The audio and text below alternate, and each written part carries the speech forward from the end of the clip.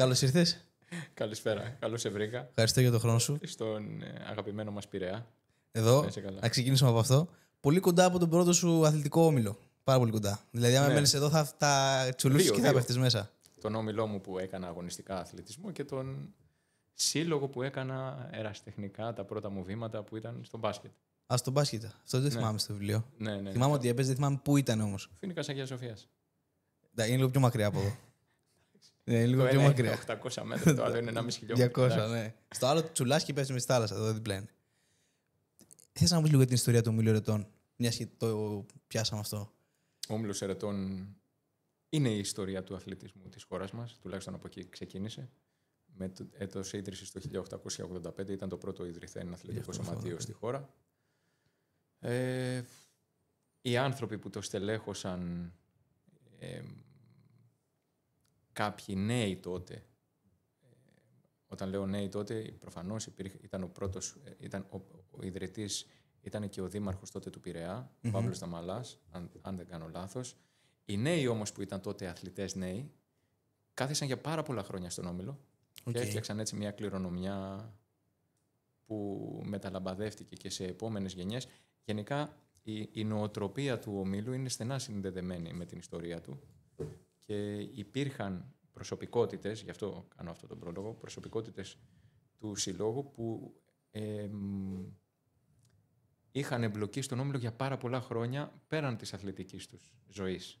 Γιατί η αθλητική ζωή, η καριέρα είναι 15-20 χρόνια. Και πολύ λες. Ναι. Κατάλαβα. Πάντως κάτι κάνει πολύ σωστά για να υπάρχει μέχρι σήμερα. Και να επιβιώνει και νομίζω ότι είναι και αρκετά καλά. Δηλαδή έχει κόσμο. Έχει κόσμο. Είναι τέτοιο το άθλημα, είναι εθιστικό, είναι εκπληκτικό, παρόλο που η περιοχή δεν ενδείκνυται. Είναι αντικοπηλατική, ας το πούμε. Ναι. Ούτε μέσα στο... Είναι ένα υποκατάστατο, ας πούμε, της κατάστασης και του στίβου που θέλει ένας κοπηλάτης. Ως επιτοπλίστων γίνεται σε ποτάμια χωρίς ορμητικά νερά, ήρεμα, ή σε λίμνες. Οπότε, ναι, αυτά είναι τα ιδανικά περιβάλλοντα. Τώρα εδώ καταρχήν είναι επικίνδυνο. Πρέπει πάντα να είναι επικίνδυνο γιατί μπαινοβγαίνουν σκάφη. Πρέπει πάντα ο προπονητής να είναι από πίσω. Πρέπει πάντα ο αθλητής να έχει το νου του που πηγαίνει, γιατί στην κοπηλασία κινείσαι προς τα πίσω. Οπότε αναδιαστήματα πρέπει να κοιτάς πίσω, το οποίο σημαίνει ότι θα επηρεάσει την τεχνική σου και την ηρεμία σου πάνω στην κίνηση και την προσπάθεια. Δεν είναι η καλύτερη. Δεν είναι η καλύτερη κατάσταση. Ναι. Επίσης δεν έχεις και το άπλετο χώρο, οπότε η διαδρομή είναι περίπου 500 συν 200 μέτρα. Λέω συν 200 γιατί είναι ένα κομμάτι του λιμανιού, του Πασαλιμανιού, που καμιά φορά πάνε τα σκάφη, καμιά φορά δεν πάνε. Αυτά τα 500 μέτρα δεν είναι και απόλυτα ευθεία, είναι και λίγο στροφή. Κάποια σκάφη εξέχουν που είναι αγκυροβολημένα. Ναι. Πρέπει πάντα λοιπόν να είναι ο προπονητής. Είναι λίγο μπέρδεμα. Βέβαια υπάρχει και το έξω. Το έξω όμως, εννοώ έξω από το φάρο και στο κανάλι του Κηφισού. Ωραία, ναι. Εκεί όντως βολεύει. Βέβαια τα νερά είναι πολύ βρωμικά, μολυσμένα κτλ. Όπως είναι. Δεν είναι και πολύ ευχάριστη η κατάσταση, όχι. Πλέον βέβαια υπάρχει και το κοπηλατοδρόμιο του Σχοινιά, αλλά πρακτικά καταλαβαίνετε. Πρακτικά, ναι, είναι πολύ δύσκολο να πηγαίνει καθημερινά κάποιος αθλητής. Εντάξει, είναι καταστημένη η εθνική ομάδα εκεί. Πηγαίνουν κάποιοι σύλλογοι εδώ του Λεκανοπεδίου στο Σχοινιά, έχουν μόνιμα και κάποια σκάφη εκεί, γιατί δεν είναι και πολύ εύκολο, δεν είναι τρέξιμο. Ναι, βγαίνεις και τρέχεις, ναι. Τα κουπιά σου, είναι μια ολόκληρη διαδικασία. Οπότε κάποιοι όμιλοι, από ό,τι καταλαβαίνω, έχουν εκεί μόνιμα τα σκάφη τους, εφόσον τους έχουν έρθει σε κάποια συνεννόηση με την Ομοσπονδία. Είναι λίγο δύσκολο. Πρακτικά σε σχέση με τους συλλόγους που είναι σε λίμνες, Καστοριά, Γιάννενα, τα Γιαννιτσά που έχουν ένα πολύ ωραίο μεγάλο κανάλι. Η Κατερίνη επίσης έχει ένα κανάλι. Έχει ένα κανάλι, ναι. Ένα ποτάμι. Δεν το ξέρω. Που για κάποια χιλιόμετρα είναι στο επίπεδο της θάλασσας, είναι απόλυτα ήρεμα τα νερά, οπότε μπορούν να κάνουν. Ναι. Γιατί μετά είναι Όλυμπος εκεί. Σωστά. Βέβαια το κάνουν με ωραία θέα όσοι κάνουν εκεί, ας πούμε, κοπηλασία. Ναι. Οκ. Εγώ δεν έχω πολλούς φίλους που ήταν στον όμιλο ερετών. Δηλαδή, μέσα στον Πειραιά, άμα κυκλοφορήσεις, δεν υπάρχει περίπτωση να μην το ακούσεις. Κάποιος να έχει κάποια ιστορία από εκεί. Αλλά εγώ δεν είχα την τύχη ή την επιλογή, δεν την έκανα τέλος πάντων να ασχοληθώ με την κομπηλασία.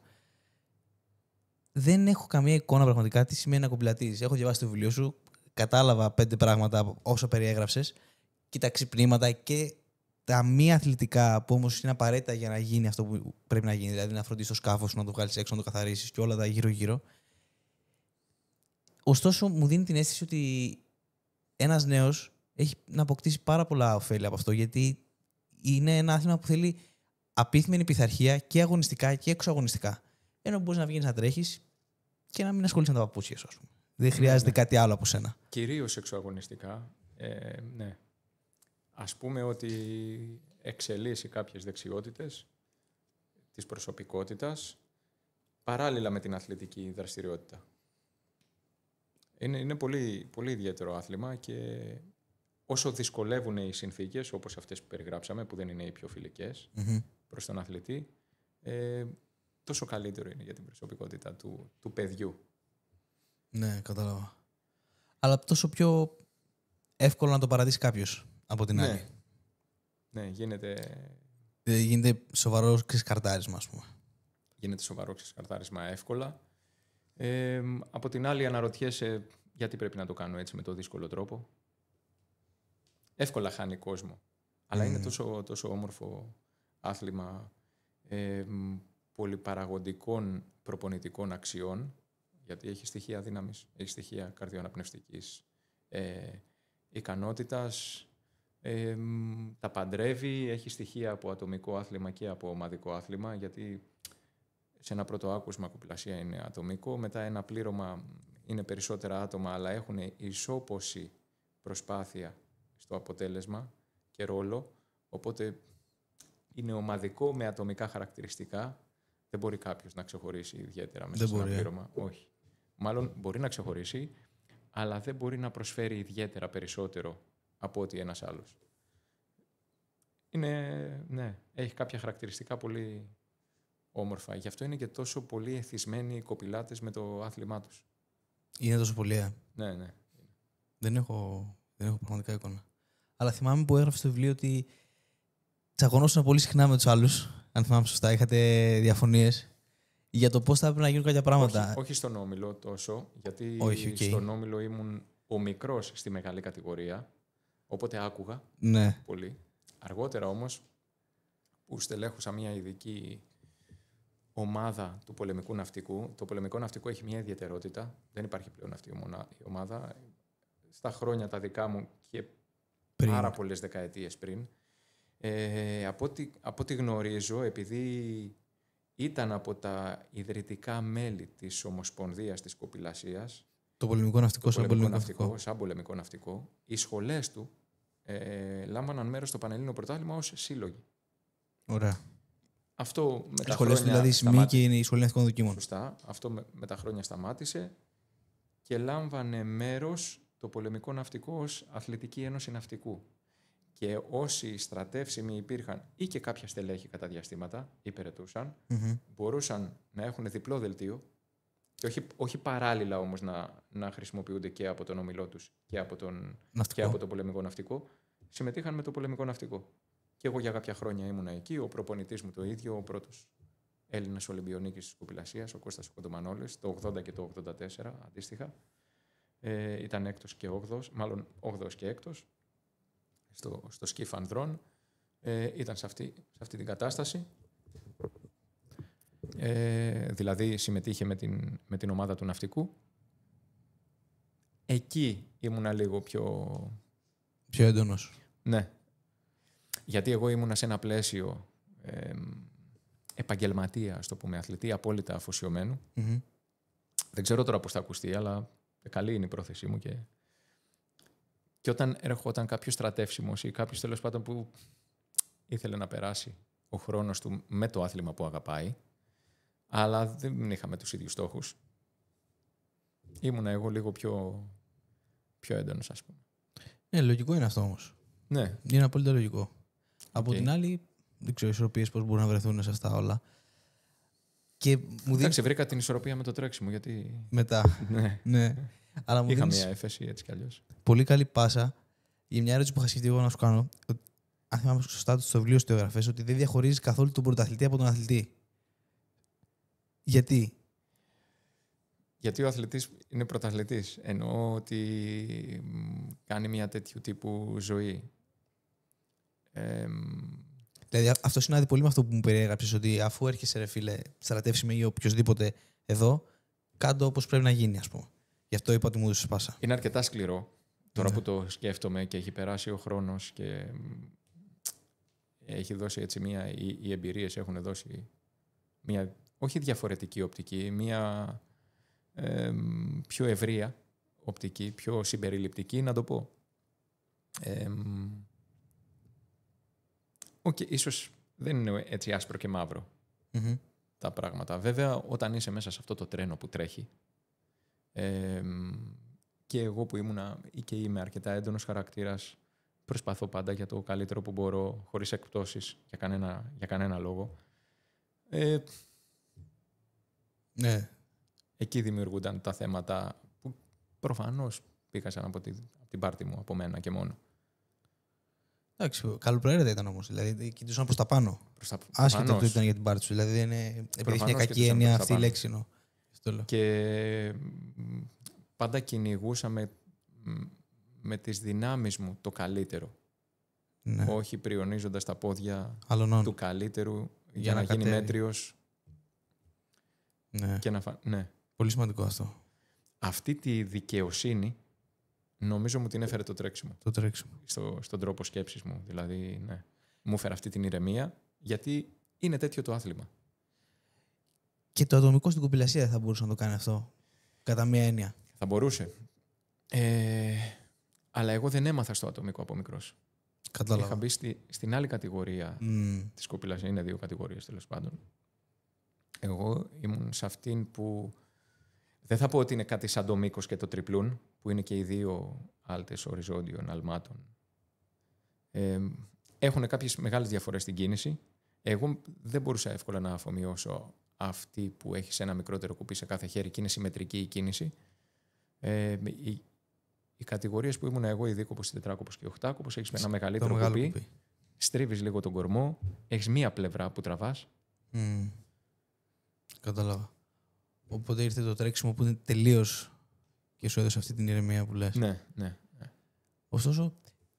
Βέβαια, συγκυριακά εγώ δεν είχα ασχοληθεί με το τρέξιμο. Κάτι τύχαινε. Και δεν ασχολιώσουν. Ναι, και. Σε βρήκε και μετά. Με είχε πετάξει απ' έξω. Ναι, πάντα υπήρχε και στην προπόνηση και.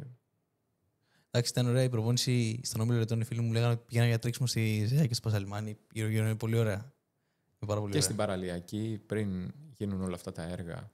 Δεν τα έχω δει πριν. Οπότε μπορούσαμε να φτάσουμε μέχρι το Καβούρι, που λέει ο λόγος. Εντάξει, δεν φτάναμε μέχρι το Καβούρι, αλλά πηγαίναμε στον Άγιο Κοσμά. Ναι. Σε κάποιο έτσι μεγάλο τρέξιμο που ήταν λίγο παράτερο για κοπηλάτες, αλλά υπήρχαν κάποιοι προπονητές που. Θέλανε. Ναι. Θέλανε. Και το κάναμε. Πιο μακριά από αγώνες, χρονικά εννοώ. Αλλά ναι, και το κάναμε. Είχε αξία, πιστεύεις αυτό? Για τον κοπηλάτη, όχι για σένα τον μετέπειτα δρομέα. Μάλλον δεν είχε ιδιαίτερη. Όχι. Okay. Αλλά εμένα μου ενίσχυε τότε την προθυμία να γίνω δρομέας. Να γίνεις δρομέας. Ναι. Μου δίνει έτσι σημάδια ότι και μου αρέσει και είμαι καλός. Και το πήρες απόφαση απότομα, θυμάμαι, από το βιβλίο. Ήταν σχετικά απότομα, ναι. Είχα κάποια θέματα με την εθνική ομάδα. Ήμουν για κάμποσα χρόνια. Ακολουθούσα τα κοινόβια της εθνικής ομάδας που ήταν κάμποσες μέρες το χρόνο. Μπορεί να ήταν και το 70% των ημερών μιας χρονιάς. Του έτους ήταν μέσα σε κοινόβια. Ναι. Wow. Αν είναι τόσο πολύ, είναι τόσο απαιτητικό. Είναι πολύ. Πού τα κάνατε? Παρένθεση τώρα, αλλά. Πού τα κάναμε? Ναι. Κυρίως στα Γιάννενα. Δεν υπήρχε ο Σχοινιάς. Γιάννενα, οκ. Ναι, κυρίως στα Γιάννενα. Εντάξει, κάναμε και λίγο στην Καστοριά και λίγο στο μέρος που μπορεί να γινόταν το Παγκόσμιο Πρωτάθλημα. Ναι. Κάποιες ομάδες πήραν και κάποια ταξίδια. Μου κάνει εντύπωση ότι η έννοια του κοινόβιου μου κάνει εντύπωση. Δηλαδή, σαν προετοιμασία, ας πούμε, μια ποδοσφαιρικής ομάδας. Αλλά ήταν τόσο πολύ. Ήταν το 70% των είναι ημερών. εντελώς διαφορετικό Σίγουρα. ένα άθλημα που έχει αντίστροφο προγραμματισμό από ότι το ποδόσφαιρο και το μπάσκετ που έχουν πολύ μεγάλη σεζόν Και μικρή προετοιμασία. και μικρή προετοιμασία. Οπότε πρέπει να κρατήσεις μια κάποια καλή φυσική κατάσταση, να προσπαθείς να θωρακίσεις τους αθλητές σου, ο προπονητής, από τραυματισμούς, ενδεχομένως να κάνεις και κάποιο φορμάρισμα αν υπάρχουν play-offs, αν έχει κάποιες άλλες υποχρεώσεις κάποια στιγμή μέσα στη χρονιά η ομάδα. Στα ατομικά αθλήματα είναι ξεκάθαρο ότι υπάρχει ένας στόχος και κάποιοι ενδιάμεσοι στόχοι και η προπόνηση οδηγείται ούτως ώστε ο αθλητής να βρεθεί στην καλύτερη του κατάσταση τότε. Εκείνη τη μέρα. Ναι. Ναι. Μπορεί να ήταν λίγο πιο μονότονα έτσι, στην κοινοβιακή κατάσταση της κοπηλασίας, αλλά σαν δρομέας, που δεν το κάναμε αυτό, όλοι το θέλουμε. Το κοινόβιο. Ναι. Okay. Γιατί σου λύνονται όλα τα προβλήματα. Εννοώ τα πρακτικά προβλήματα της καθημερινότητας των μετακινήσεων, του φαγητού, του προγραμματισμού κτλ.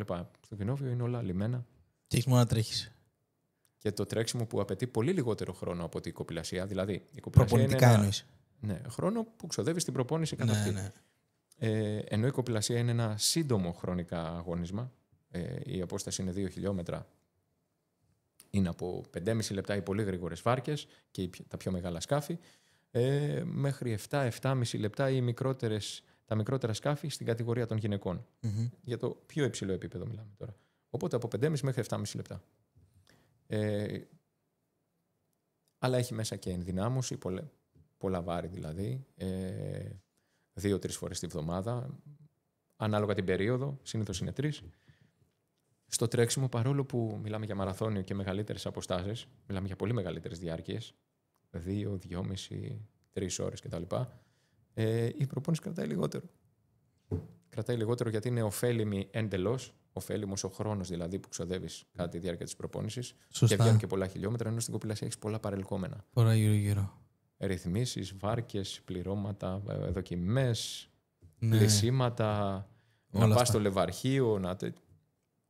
Πρακτικά είναι πολύ πιο εύκολο το τρέξιμο. Είναι πολύ εύκολο, ναι. Και επειδή είναι και μία. Εγώ έτσι το αντιλαμβάνομαι και εγώ το ερμηνεύω. Δεν ισχύει για όλους. Οπότε, άμα βάζαμε εδώ ένα κοπηλάτη, μπορεί να μας τα έλεγε αλλιώς και να έχει και δίκιο. Είναι πιο φυσική η κίνηση στο τρέξιμο. Εμένα μου φαινόταν πιο εύκολο. Ναι, έχουμε γεννηθεί να τρέχουμε. Κατά μία έννοια. Να κυνηγάμε, να κάνουμε. Το άλλο είναι. Και θα σου πω και οι ενδορφίνες, αυτό το εθιστικό της υψηλής έντασης, της μεγάλης διάρκειας και αυτά που λαμβάνεις από το τρέξιμο, πολύ δύσκολο να το νιώσεις από κάτι διαφορετικό, από κάποιο άλλο άθλημα. Πώς ήταν στο κοινόβιο? Κοινόβιο δεν ήταν αυτό τώρα που έχεις πάει στην Κένια, αλλά έχεις πάει στους προπονητής, νομίζω. Ναι, περίπου. Ήταν αθλητικού τουρισμού. Οκ. Ναι, ένα ταξίδι. Παρ' όλα αυτά, εγώ με τον Γιώργο το Σταμούλη, το πρωταθλητή μου, έκανε την προπόνησή του. Κατάλαβα. Αυτό είδα ότι μετά. Έβλεπα στα story που ανέβαζε τον κύριο αυτόν. Μετά είδα τον αθλητή σου στο Πανελλήνιο που πήρατε το μετάλλιο και συγχαρητήρια και στους δυο σας. Κυρίως αυτόν πρώτα και μετά σε εσένα, γιατί νομίζω έτσι πάει. Αλλά. Πάντα. Και μου έκανε πολύ εντύπωση. Δηλαδή, μου άρεσαν αυτά που έβλεπα. Αλλά ήταν ένα κοινόβιο, έτσι δεν είναι? Ναι. Εκεί είναι πολύ ιδιαίτερη κατάσταση, συγκεκριμένα σε εκείνο το χωριό, στην Κένια, στο Ίτεν. Είναι η Μέκα, ας πούμε, του τρεξίματος. Πολλές μεγάλες εταιρείες έχουν εκεί τα προπονητικά τους κοινόβια, που είναι μόνιμα. Οπότε οι αθλητές δεν έχουν κάποιο ταξίδι ή κάποια προγραμματισμένη ξεκούραση στα σπίτια τους. Μένουν εκεί μόνιμα. Ωραία. Γιατί πρέπει να πάρουν τις προσαρμογές, τις φυσιολογικές προσαρμογές από το υψόμετρο. Σε τι υψόμετρο είναι? Είναι στα 2.400. Okay. Όμως είναι χώρα κοντά στη ζώνη του σημερινού. Οι θερμοκρασίες είναι σχετικά υψηλές. Για εκείνο το υψόμετρο, δηλαδή τη μέρα έχει 20-22-25 βαθμούς. Το βράδυ πέφτει λίγο, δεν πέφτει στους 0 ή στους 5. Ναι, είναι normal. Ένα μπουφανάκι. Ναι. Είναι εύκολο, είναι μεσογειακό το κλίμα. Έχει διαδρομές ατελείωτες γύρω-γύρω, με χωματόδρομους κυρίως και δυσκολούτσικες, δεν είναι επίπεδες. Ως επιτοπλίστων έχουν ανηφοροκατηφόρες. Είναι το απόλυτο μέρος. Ναι, για να πας για τρέξιμο. Για να πας. Βέβαια, δεν θα το πλατιάσω, αλλά να σου πω το εξής.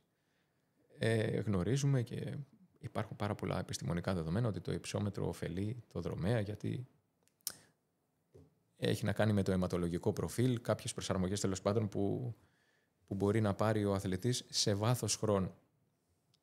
Αυτό που σίγουρα έχει παρατηρηθεί είναι ότι με μια προετοιμασία εκεί 1 μήνα και 2 μηνών δεν κερδίζει κανείς τίποτα.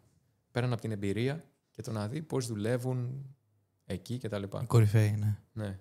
Για να πάρεις όλα αυτά τα ωφέλη πρέπει να είσαι εκεί μόνιμα. Πρέπει να είσαι μόνιμα. Μόνιμα, ναι. Κατάλαβα. Μόνιμα. Πράγμα πολύ δύσκολο. Εντάξει, είναι δύσκολο. Βέβαια, αν κάποιος το αποφασίσει και αφοσιώσει πλήρως τη ζωή του. Ναι, okay. Προσφέρεται. Εσύ που είσαι πετυχημένος δρομέας, ναι. Δίπλα σε αυτούς. Εντάξει. Στα δικά μου μάτια τέλος πάντων είσαι. Ωραία. Πάρα πολύ κιόλας. Δίπλα σε αυτούς τους ανθρώπους εκεί, ήταν σαν να παίζεις σε άλλη κατηγορία, ήταν σαν σε άλλη κατηγορία τώρα. Βέβαια, τώρα έχεις. Αθλητικά τώρα λες. Ναι, ναι. Προφανώς, θα σου πω. Στο ορεινό τρέξιμο πρωταγωνιστούσα σε όλους τους αγώνες που έτρεχα εκτός Ελλάδος. Στο μαραθώνιο απήχα πάρα πολύ από αυτό το επίπεδο. Αυτούς, ναι. Γιατί αυτά τα 10-15 λεπτά, 17 λεπτά, που μπορεί για κάποιον να φαίνονται λίγο, ναι. Είναι σαν άλλο άθλημα. Τόσο πολύ, Ναι, είναι τεράστια διαφορά. Τεράστια. Γιατί τα 17 λεπτά είναι 5,5 χιλιόμετρα. Είναι μεγάλη διαφορά. Σε αυτούς τους ρυθμούς. Σε αυτούς τους ρυθμούς είναι πάρα πολλά, όντως. Είναι πάρα πολλά. Αυτοί εκεί ξεκινάνε και είναι σε ένα επίπεδο εδώ και απλά φτάνουν εδώ, ή ξεκινάνε από εδώ και επειδή είναι εκεί και προπονούνται έτσι φτάνουν εδώ? Δεν ξέρω αν το έθεσα καλά. Ναι. Δηλαδή. Από όλα. Από όλα. Και στα δύο, ναι, έχεις κάποιο δίκιο. Είναι ο τρόπος ζωής έτσι. Είναι βιοποριστικό, οπότε είναι τελώς διαφορετική η κατάσταση. Όταν είναι βιοποριστικό, υπάρχουν Ολυμπιονίκες, χρυσοί Ολυμπιονίκες, που είναι τελώς διαφορετική η αθλητική νοοτροπία, φιλοσοφία πίσω από αυτό σε σχέση με την Ευρώπη ή άλλες χώρες της Δύσης, την Αμερική. Μπορεί να είναι κάποιος λοιπόν χρυσός Ολυμπιονίκης να σταματήσει την καριέρα του και να μην ξαναδεί ποτέ το τρέξιμο, να μην τον ενδιαφέρει, να ζει ήσυχα τη ζωή του εκεί, στο χωριό του. Επειδή ήταν μια δουλειά. Ναι. Όχι με την κακή έννοια. Όχι με την καλή έννοια της σύνταξης. Απλά. Πρόσφερα ό,τι είχα να προσφέρω. Ναι. Και κάπως έτσι. Ναι. Είναι όντως πραγματικά πολύ διαφορετικό αυτό. Δηλαδή, όλοι εμείς που είμαστε γεννημένοι, όπως κοιτάμε το χάρτη εδώ και αριστερά, είμαστε τυχεροί νομίζω. Δηλαδή, όλοι οι πρωταθλητές διαλέγουν να κάνουν ένα άθλημα. Εκεί, αν είναι όντως σε τόσο βαθμό βιοποριστικό, ίσως. Κοίταξε να δεις όμως. Με τα χρόνια σε κουράζει. Παιδιά, αν πάει κάποιος στην Κένια, όχι στο συγκεκριμένο χωριό, και αλλού φαντάζομαι. Όχι στις πόλεις, ήταν ζούγκλα. Το Ναϊρόμπι ήταν ζούγκλα. Ναϊρόμπι, ναι. Τα παιδιά ήταν μια χαρά ευτυχισμένα και χαρούμενα. Δεν νομίζω ότι καταλαβαίνουν ότι κάποιος Ευρωπαίος περνάει καλύτερα. Γιατί δεν περνάει καλύτερα. Είναι μια χαρά, είναι ολιγαρκής. Αυτό που είδα επίσης είναι ότι δεν είδα ιδιαίτερες κοινωνικές ανισότητες που έφερνε μια κάποια ισορροπία στην κοινωνία τους. Στα χωριά. Ναι, στα χωριά. Okay. Ήταν ευτυχισμένοι. Τα παιδιά παίζαν έξω. Ο καθένας είχε το μπουστάνι του. Υπήρχε μια ανταλλακτική σχέση μεταξύ των γειτόνων, τα προϊόντα που είχε ο καθένας. Ναι. Ίσως να είναι καλύτερα έτσι. Δεν ξέρω. Εγώ τουλάχιστον είμαι πολύ μακριά από αυτό, γιατί εγώ δεν έχω μεγαλώσει στο χωριό, είμαι παιδί της πόλης τελείως. Εντάξει, έχω χωριά και πήγαινα και αλλά το να ζήσει έτσι τελείως έχει μια ίντριγκα. Λίγο μου κινείται ενδιαφέρον, αλλά δεν είμαι απόλυτα σίγουρος ότι θα μου άρεσε. Σίγουρα θα ήθελα να το δω, βέβαια, έτσι. Αλλά δεν περίμενα να πάει εκεί η κουβέντα τώρα. Δηλαδή, ειδικά η ατάκα. Δεν καταλαβαίνω ότι ένας Ευρωπαίος είναι πιο ευτυχισμένος επειδή μάλλον δεν είναι. Ήτανε. Ναι. Εντάξει, είναι αλλιώς ρυθμοί. Αυτό που μας προσφέρουν τα υλικά αγαθά είναι και πλασματικό. Μέχρι ποιο βαθμό όμως? Θέλω να πω, υλικά αγαθά είναι και μια καλύτερη μονάδα υγείας. Βέβαια, ναι. Εντάξει, έχεις ζήσει έτσι. Εσύ, θέλω να πω, έχεις ζήσει αθλητικά, έχεις ζήσει με όλες τις θυσίες που να κάνεις αθλητής. Οπότε ίσως λίγο πιο κοντά σε αυτόν τον ολιγαρκή τρόπο ζωής. Τουλάχιστον στο δικό μου μυαλό. Κοίτα να δεις. Ακούσα συνεντεύξεις αθλητών έτσι ότι κάνανε πολλές θυσίες. Δεν θυσίες. Δεν το αισθάνεται ο αθλητής ως θυσία. Ο αθλητής απόλυτα αφοσιωμένος. Αντιθέτως, όλα τα υπόλοιπα που παίρνουν έτσι εμβόλυμα στη ρουτίνα του τον ενοχλούν. Όπως οι γιορτές. Γιορτές, ναι. Οποιαδήποτε κοινωνική. Εγώ έτσι το βιώνω. Το λέω τώρα επειδή το διάβασα στο βιβλίο σου και ήταν ένα από αυτά που είχα σκεφτεί. Ότι έγραφες ότι δεν μου άρεσαν καθόλου γιορτές. Τότε. Ναι. Εντάξει, έχω κάποια κατάλοιπα εννοείται. Ακόμα δεν. Αλλά ναι. Okay. Πώς το ισορροπούσες αυτό? Επίσης, θα σου πω και κάτι άλλο που δεν θα με ρωτήσεις γι' αυτό. Μετά από μεγάλες νίκες βλέπουμε αθλητές που μπορεί να είναι συγκινημένοι γιατί τους έρχονται κάποιες στιγμιαίες μνήμες με όλα αυτά που πέρασαν και τις δυσκολίες. Αυτά όμως που νιώθεις, οι μικρές αυτές νίκες πάνω στην προπόνηση, πάνω στον αγώνα, αυτά τα συναισθήματα, τα μοναδικά, δεν υπάρχει περίπτωση να τα νιώσεις με άλλο τρόπο. Και γι' αυτό είναι εθισμένοι οι αθλητές. Και θέλουν να ξαναγυρνάνε σε αυτό, μέχρι που έρχεται η φυσιολογία, σου χτυπάει την πόρτα και σου λέει φιλαράκο. Μέχρι εδώ είμαστε. Ο επόμενος. Όχι ότι σταματάει ποτέ. Μπορείς να γυμνάζεσαι σαΐ, έτσι. Αλλά το επίπεδο αυτό που έχει φτάσει κάποτε, ναι. Δεν περνάει. Πώς στάθμιζες όλο αυτό με τις γιορτές τότε? Απλά δεν. Ναι, δεν το στάθμιζα. Απλά περίμενα να περάσουν όσο μπορούσα απήχα. Όχι εγώ, όλοι το κάνουν αυτό. Όλοι οι αθλητές, ξέρεις, τέτοιου επίπεδου που κυνηγάνε τέλος πάντων το καλύτερο που μπορούν. Βασικά κάποιες χρονιές επί τούτου προγραμματίζαμε να λείπουμε σε προετοιμασία. Σε περίοδος γιορτών. Ναι. Εντάξει, δηλαδή θυμάμαι να φεύγω είναι... κατά τις 20 Δεκέμβρη και να επιστρέφω τέλος Ιανουαρίου, ας πούμε. Μια χαρά. Ναι, μια χαρά. Μια χαρά. Μισό λεπτό. Θα πιάσω λίγο αυτό που το είτε το ορεινό τρέξιμο και το τρέξιμο που είναι σε μονοπάτια. Στο οποίο και με βάση ότι διάβασα το βιβλίο σου, ήσουν σε πάρα πολύ ψηλό επίπεδο και πρωταγωνιστούσες για πολλά χρόνια και σε πολλούς διαφορετικούς αγώνες. Από ό,τι διάβασα το βιβλίο, εμένα ο αγώνας που μου κέντρισε πιο πολύ το ενδιαφέρον ήταν κάπου στην Αυστρία, κάπου κεντρική Ευρώπη ήταν, σε βουνά προφανώς. Και έγραψες, ίσως έτσι το θυμηθείς, ότι ήταν μια από τις λίγες φορές ζωή μου που έχω βγάλει την μπλούζα για να τρέξω. Είχε τόσο πολύ. Όχι, είχα βάλει ζακέτα. Εντάξει, μπορεί να είχε στις Άλπεις. Εκεί. Είναι εύκολο. Πόσες μέρες ήταν αυτός ο αγώνας? Ναι. Λες τώρα ένα 8ήμερο αγώνα του Τρανσαλπίν. Μπράβο, αυτό ήθελα. Γι' αυτό είπα αυτό. Ο οποίος εκείνες τις εποχές ήταν πολύ διάσημος, συγκέντρωνε έτσι τους καλύτερους δρομείς που υπήρχαν στον κόσμο στο ορεινό τρέξιμο. Ήταν όπως οι ποδηλατικοί αγώνες, οι μεγάλοι ποδηλατικοί αγώνες του γύρω της Ιταλίας, γύρω της Γαλλίας, γύρω της Ισπανίας. Ήταν 8ήμερο. Στο τρέξιμο είναι δύσκολο να είναι τόσο μεγάλης διάρκειας όσο οι ποδηλατικοί αγώνες που είναι περίπου 20 μέρες, είναι 3 εβδομάδες. Ήταν 8 μέρες, περίπου μαραθώνιος κάθε μέρα, από 35 μέχρι 45, μπορεί και 50 χιλιόμετρα κάποια από τα ετάπ. Ξεκινούσαμε από ένα μέρος, τελειώναμε την προκαθορισμένη διαδρομή, την επόμενη μέρα την επόμενη και ούτω καθεξής. Ξεκινούσα από Αυστρία ή από η Γερμανία εκεί σύνορα, μπαίναμε κατευθείαν στην Αυστρία, Ελβετία και τερματίζαμε Ιταλία. Mm-hmm. Είχα κερδίσει εκεί, έχουν πάει οι Έλληνες κατά διαστήματα, νομίζω δεν είχαμε θέση καλύτερη από την 60, κάπου εκεί. Εσύ είχες κερδίσει όχι μια φορά εκεί, αν θυμάμαι σωστά. Εκεί μία φορά. Υπάρχει φορά κι άλλος ένας αγώνας. Εκεί αυτός ο αγώνας είναι με ζευγάρια. Είναι 2 άτομα. Αυτό θυμάμαι. Για λόγους ασφαλείας. Ναι. Εγώ ήμουν με έναν Αμερικάνο.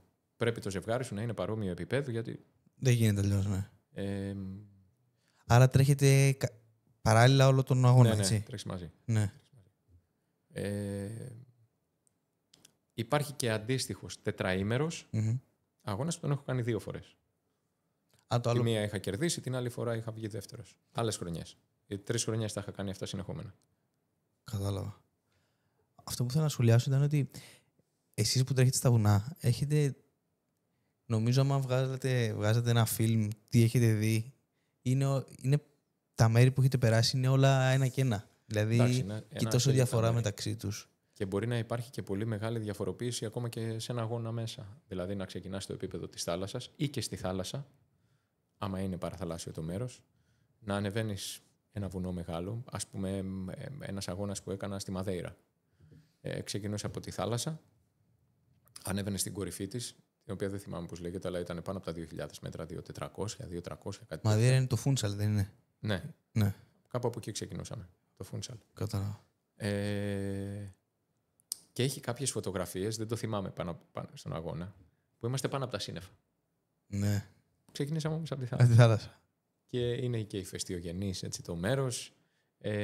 Η μία πλευρά είχε έτσι μονοπάτια με σκόνη ηφαιστείου, η άλλη ήταν πολύ καταπράσινη, ποτάμια, ριάκια κλπ. Πολλές εναλλαγές. Απίστευτες εναλλαγές. Ενδορφίνες. Εναλλαγές στην ένταση, γιατί είναι έτσι το άθλημα.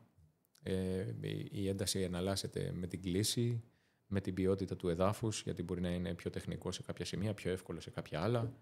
Επηρεάζει δηλαδή την ταχύτητα και την ένταση. Είναι συναρπαστικό το άθλημα. Είναι πάρα πολύ. Πώς αποφάσισες να πας από το δρόμο στο βουνό? Είναι και μεγάλη και μικρή. Θα το πω έτσι πολύ γρήγορα. Ο Νίκος, ο προπονητής μου Πολιάς, ο πολυπρωταθλητής του αυθεντικού μαραθωνίου και του Πανελληνίου Πρωταθλήματος Μαραθωνίου, είναι ο ιδιοκτήτης, ο αρχισυντάκτης του Runner Magazine και είχε πάει για μια ανταπόκριση στον Olympus Marathon. Εγώ ήμουν ήδη πρωταθλητής Ελλάδος στο μαραθώνιο. Και ήθελε να μου δείξει κάποιες φωτογραφίες. Μου λέει, Δημήτρη, αυτό είναι για σένα. Θα το δοκιμάζεις? Όχι να τρέξω στον Όλυμπο, θα τρέξω ένα αγώνα βουνό. Και έτσι το κάναμε. Έχει κάποιες βασικές διαφοροποιήσεις σε σχέση με το συμβατικό τρέξιμο, το τρέξιμο στο βουνό. Δεν είναι απαραίτητο ότι κάποιος που είναι πολύ καλός δρομέας στην άσφαλτο θα μπορέσει να μεταφέρει αυτή του την ικανότητα και στο βουνό. Ή το ανάποδο, φαντάζομαι. Ή το αντίστροφο. Το αντίστροφο είναι και πιο δύσκολο, αλλά υπάρχουν πολλά παραδείγματα που δεν μπορεί να γίνει και αυτό. Δηλαδή από το μαραθώνιο ένας αρκετά υψηλού επίπεδου να μπορέσει να το μεταφέρει και στο βουνό. Γιατί καταρχήν κάποιος μπορεί να έχει ακροφοβίες, να μην μπορεί να ανταπεξέλθει έτσι σε αυτό τη σαθρότητα του εδάφους κτλ.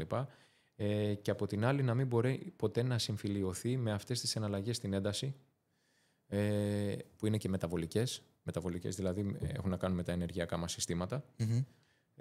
Αυτό μπορείς να εξηγήσεις λίγο παραπάνω? Ναι.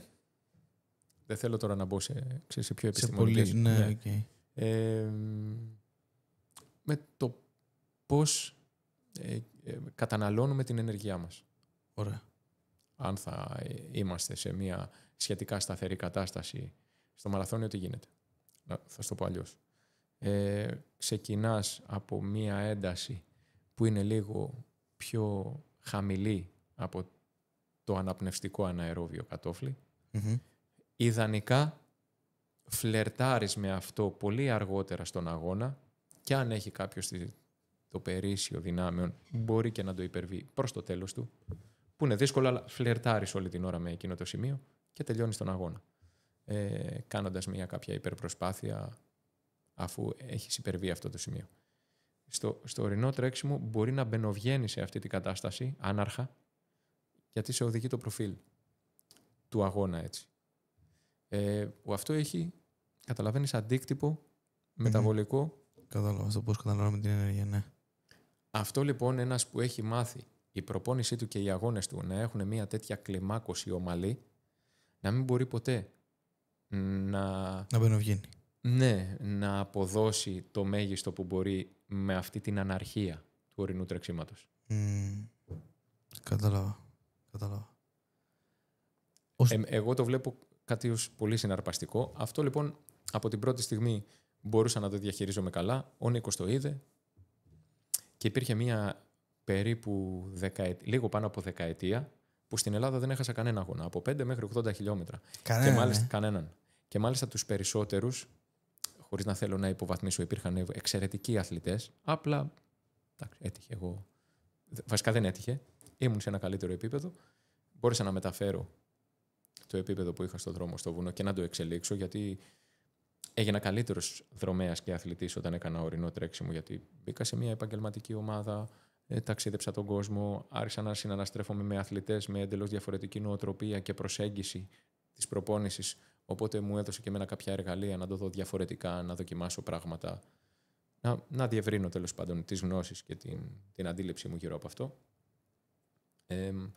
Πολλούς όμως από τους αγώνες στην Ελλάδα δεν τους έκανα σε μέγιστη προσπάθεια, γιατί είχα και αρκετούς αγώνες εκτός Ελλάδος που φυλαγόμουν.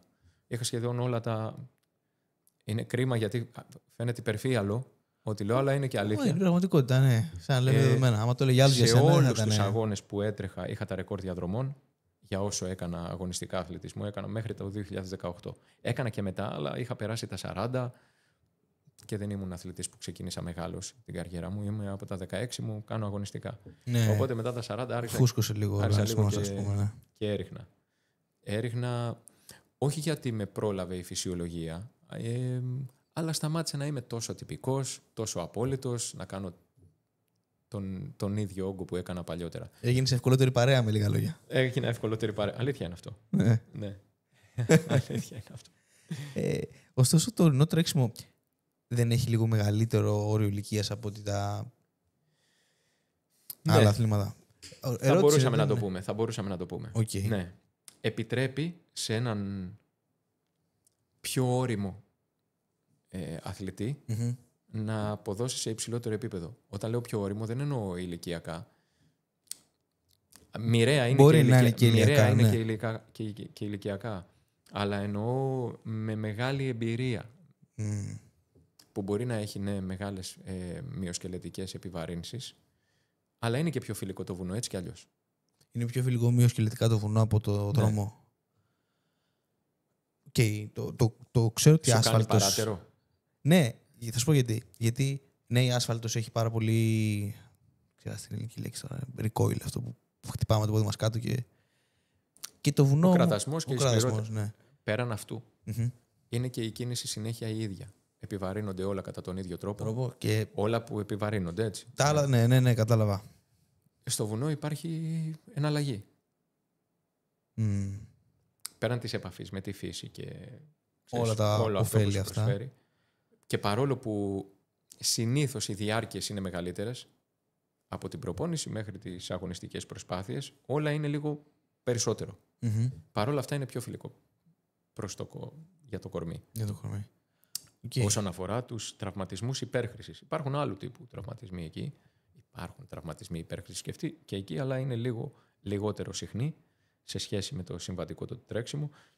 Εκεί έχεις κακώσεις. Στραμπουλίγματα, πτώσεις κλπ. Γι' αυτό εγώ σκεφτόμουν ότι επειδή είναι στο δικό μου το μυαλό πιο πιθανό ένα στραμπούλιγμα ή μια πτώση στο βουνό, σχετικά. Γι' αυτό μου φάνηκε παράτερο το ότι μυοσκελετικά είναι πιο εύκολο για τον αθλητή. Αλλά προφανώς σε πιστεύω, δηλαδή δεν είναι... Οκ. Έχεις ταξιδέψει όλο τον κόσμο τρέχοντας βουνά. Ποιος σου άρεσε πιο πολύ?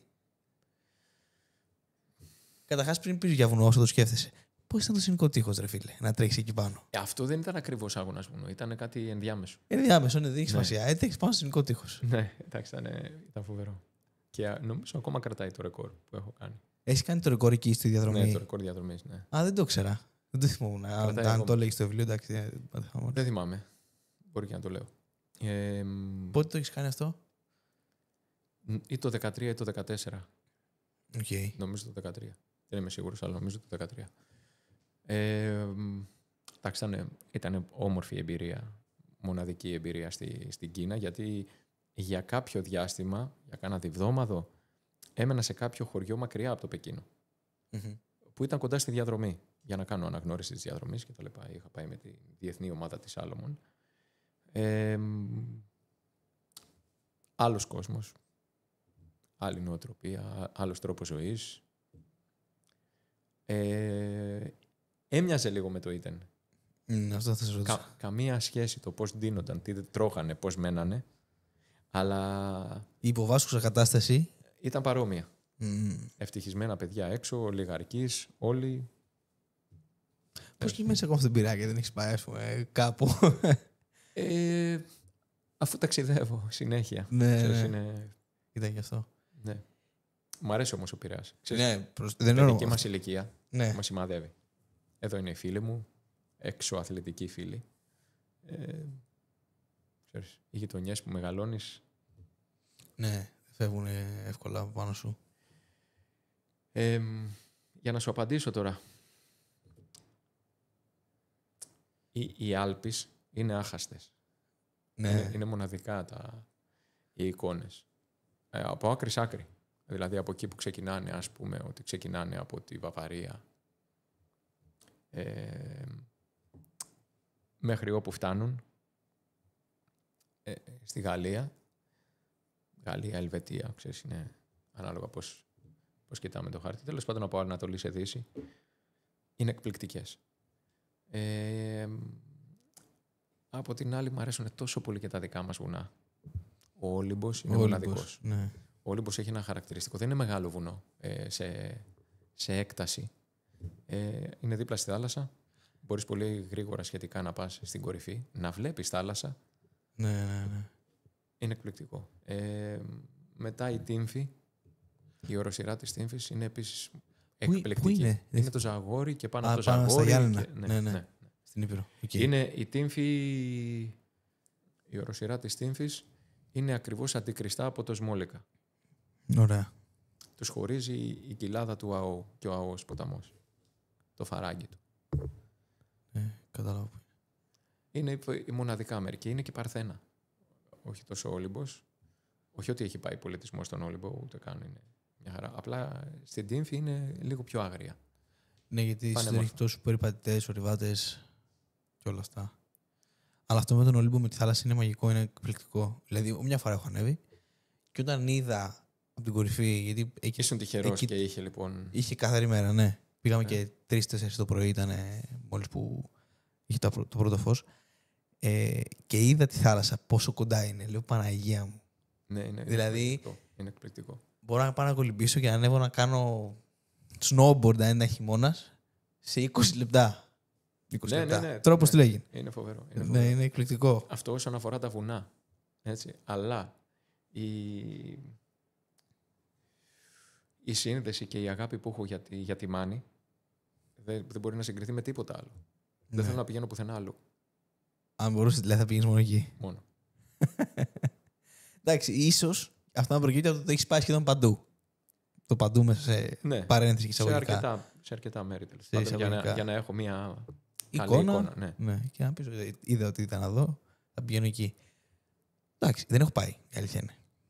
Είναι και κοντά. Είναι και κοντά πλέον. Ναι, είναι. Καλή η δρόμη, αλλά ναι. Είναι ιδιαίτερο μέρος. Ναι, είναι ιδιαίτερο μέρος. Εντάξει, ξέρω πολλούς μανιάτες, ως Πειραιώτης, αλλά ναι, δεν έχω πάει. Δεν έχω πάει. Στο Γήθιο θυμάμαι σωστά είναι, που γράφει το βιβλίο. Στο Γήθιο, ναι. Εντάξει, μεγάλωσα εκεί, εννοώ ότι εκεί πηγαίναμε από μωρό, αλλά όλη τη Μάνη. Η Μάνη είναι όλο το δάχτυλο αυτό της Πελοποννήσου. Πώς λέγεται, πενίνσουλα είναι όρο στα αγγλικά. Πενίνσουλα είναι η Χερσόνησος. Η Χερσόνησος, μπράβο, ναι. Αυτό. Ναι. Δεν περίμενα να πεις ότι προετοιμάστηκε με τα βουνά, να σου πω την αλήθεια. Εξαιτίας της πορείας σου. Αλλά ναι, υπάρχουν άλλες. Βουνά. Εντάξει, δεν έχει τέτοια βουνά. Ναι. Δεν έχει βλάστηση. Τίποτα. Και γι' αυτό. Δεν βάζω τον Ταΐγετο μέσα, που είναι δίπλα, αλλά δεν είναι Μάνη ο Ταΐγετος. Τέλος πάντων, ναι. Κάνεις το ταξίδι σου, παίρνεις την εικόνα, την ενέργεια από το βουνό, γυρνάς πίσω. Και γυρνάς πίσω. Ποιο ήταν, ωραία, αν τα βουνά, αν δεν μπορεί να ξεχωρίσει ένα βουνό, ο αγαπημένος αγώνας ποιος ήταν? Πέρα από τον Όλυμπο, που το γράφει στο βιβλίο και λες, ο Όλυμπος είναι Όλυμπος. Ο Όλυμπος μου χάρισε και την πρώτη μου νίκη σε παγκόσμιο κύπελλο, που δεν ξανά είχαμε ποτέ ως χώρα. Μέχρι την επόμενη που ελπίζω και εύχομαι να έχουμε κάποιο παιδί να το καταφέρει. Αυτό πότε ήτανε? Το 18. Το τελευταίο σου αγώνα. Ναι. Αυτό ήταν. Ο τελευταίος μεγάλος αγώνας ήταν η πρώτη παγκόσμια, ναι. Και πριν είχα μια τέταρτη θέση. Πώς έτσι ιστορία, έτσι όμορφα? Πριν είχα μια τέταρτη θέση και μια δεύτερη. Και μια πέμπτη και μια έκτη. Ναι, μια πέμπτη, μια έκτη, μία δεύτερη, μία τέταρτη, μία πρώτη. Για τον Ολυμπό. Αυτά ήταν. Όχι για τον Ολυμπό. Όχι για τον Ολυμπό. Ναι, σε παγκόσμιο. Για τα παγκόσμια μιλάω. Ναι. Για τα παγκόσμια κύπελα του ορεινού τρεξίματος. Και όταν ήρθε στον Ολυμπό. Ναι. Και δεν οδηγούσα κιόλας. Δηλαδή ήμουνα στην κορυφή, ήμουνα ή τρίτος ή τέταρτος. Είναι. Από ποιο σημείο είναι πάνω κάτω? Ξεκινάει σχεδόν από το επίπεδο της θάλασσας, από το Δίον, από έναν Olympus Marathon. Υποτίθεται, ακολουθεί την πορεία που ακολουθούσαν οι πιστοί για να πάνε στο Δία να κάνουν κάποια θυσία, κάτι και να επιστρέψουν. Η διαδρομή βέβαια κάνει ένα λάμδα. Ξεκινάει από το Δίον, πάει στην κορυφή, πάει στο οροπέδιο των Μουσών που είναι λίγο κάτω από την κορυφή. Ναι. Και δεν μπορείς να πηγαίνεις στην κορυφή, δεν είναι για τρέξιμο. Ναι, και είναι και επικίνδυνο δηλαδή όταν ανεβαίνει κάποιος. Όχι ότι είναι κάτι πιο δύσκολο να πας στην κορυφή, δίπλα είναι. Ναι, δεν είναι κάτι φοβερό. Και κατεβαίνεις μετά στο λιτόχωρο, που το λιτόχωρο είναι 300 μέτρα υψόμετρο. Είναι λίγο δηλαδή πιο ψηλά η εκκίνηση, λίγο πιο ψηλά ο τερματισμός από την εκκίνηση. Εκπληκτικός αγώνας. Πόσα χιλιόμετρα είναι? Είναι 44 χιλιόμετρα και είναι με 3.400 μέτρα θετικής υψομετρικής διαφοράς. Αυτό ουσιαστικά καθορίζει, είναι το σημείο αναφοράς στους αγώνες βουνού. Είναι τα αθροιστικά μέτρα ανάβασης. Τα αθροιστικά. Και εσύ, όταν κέρδισες, τι χρόνο είχες, όταν κέρδισες σε αυτόν τον αγώνα το 18? Έκανα 4 ή 37 ή 39. Απλά το έχω κάνει 3-4 φορές αυτό. Την παρόμοια επίδοση. Επηρεάζεται πάρα πολύ από τη θερμοκρασία η επίδοση και από άλλα στοιχεία που επηρεάζουν τον αθλητή. Την υγρασία και όλα. Τι έχει προηγηθεί τις προηγούμενες μέρες, αν γλίστραγε διαδρομή, αν όχι, πόσο καθαρισμένη ήταν. Έχει διάφορα τέλος πάντων. Ναι.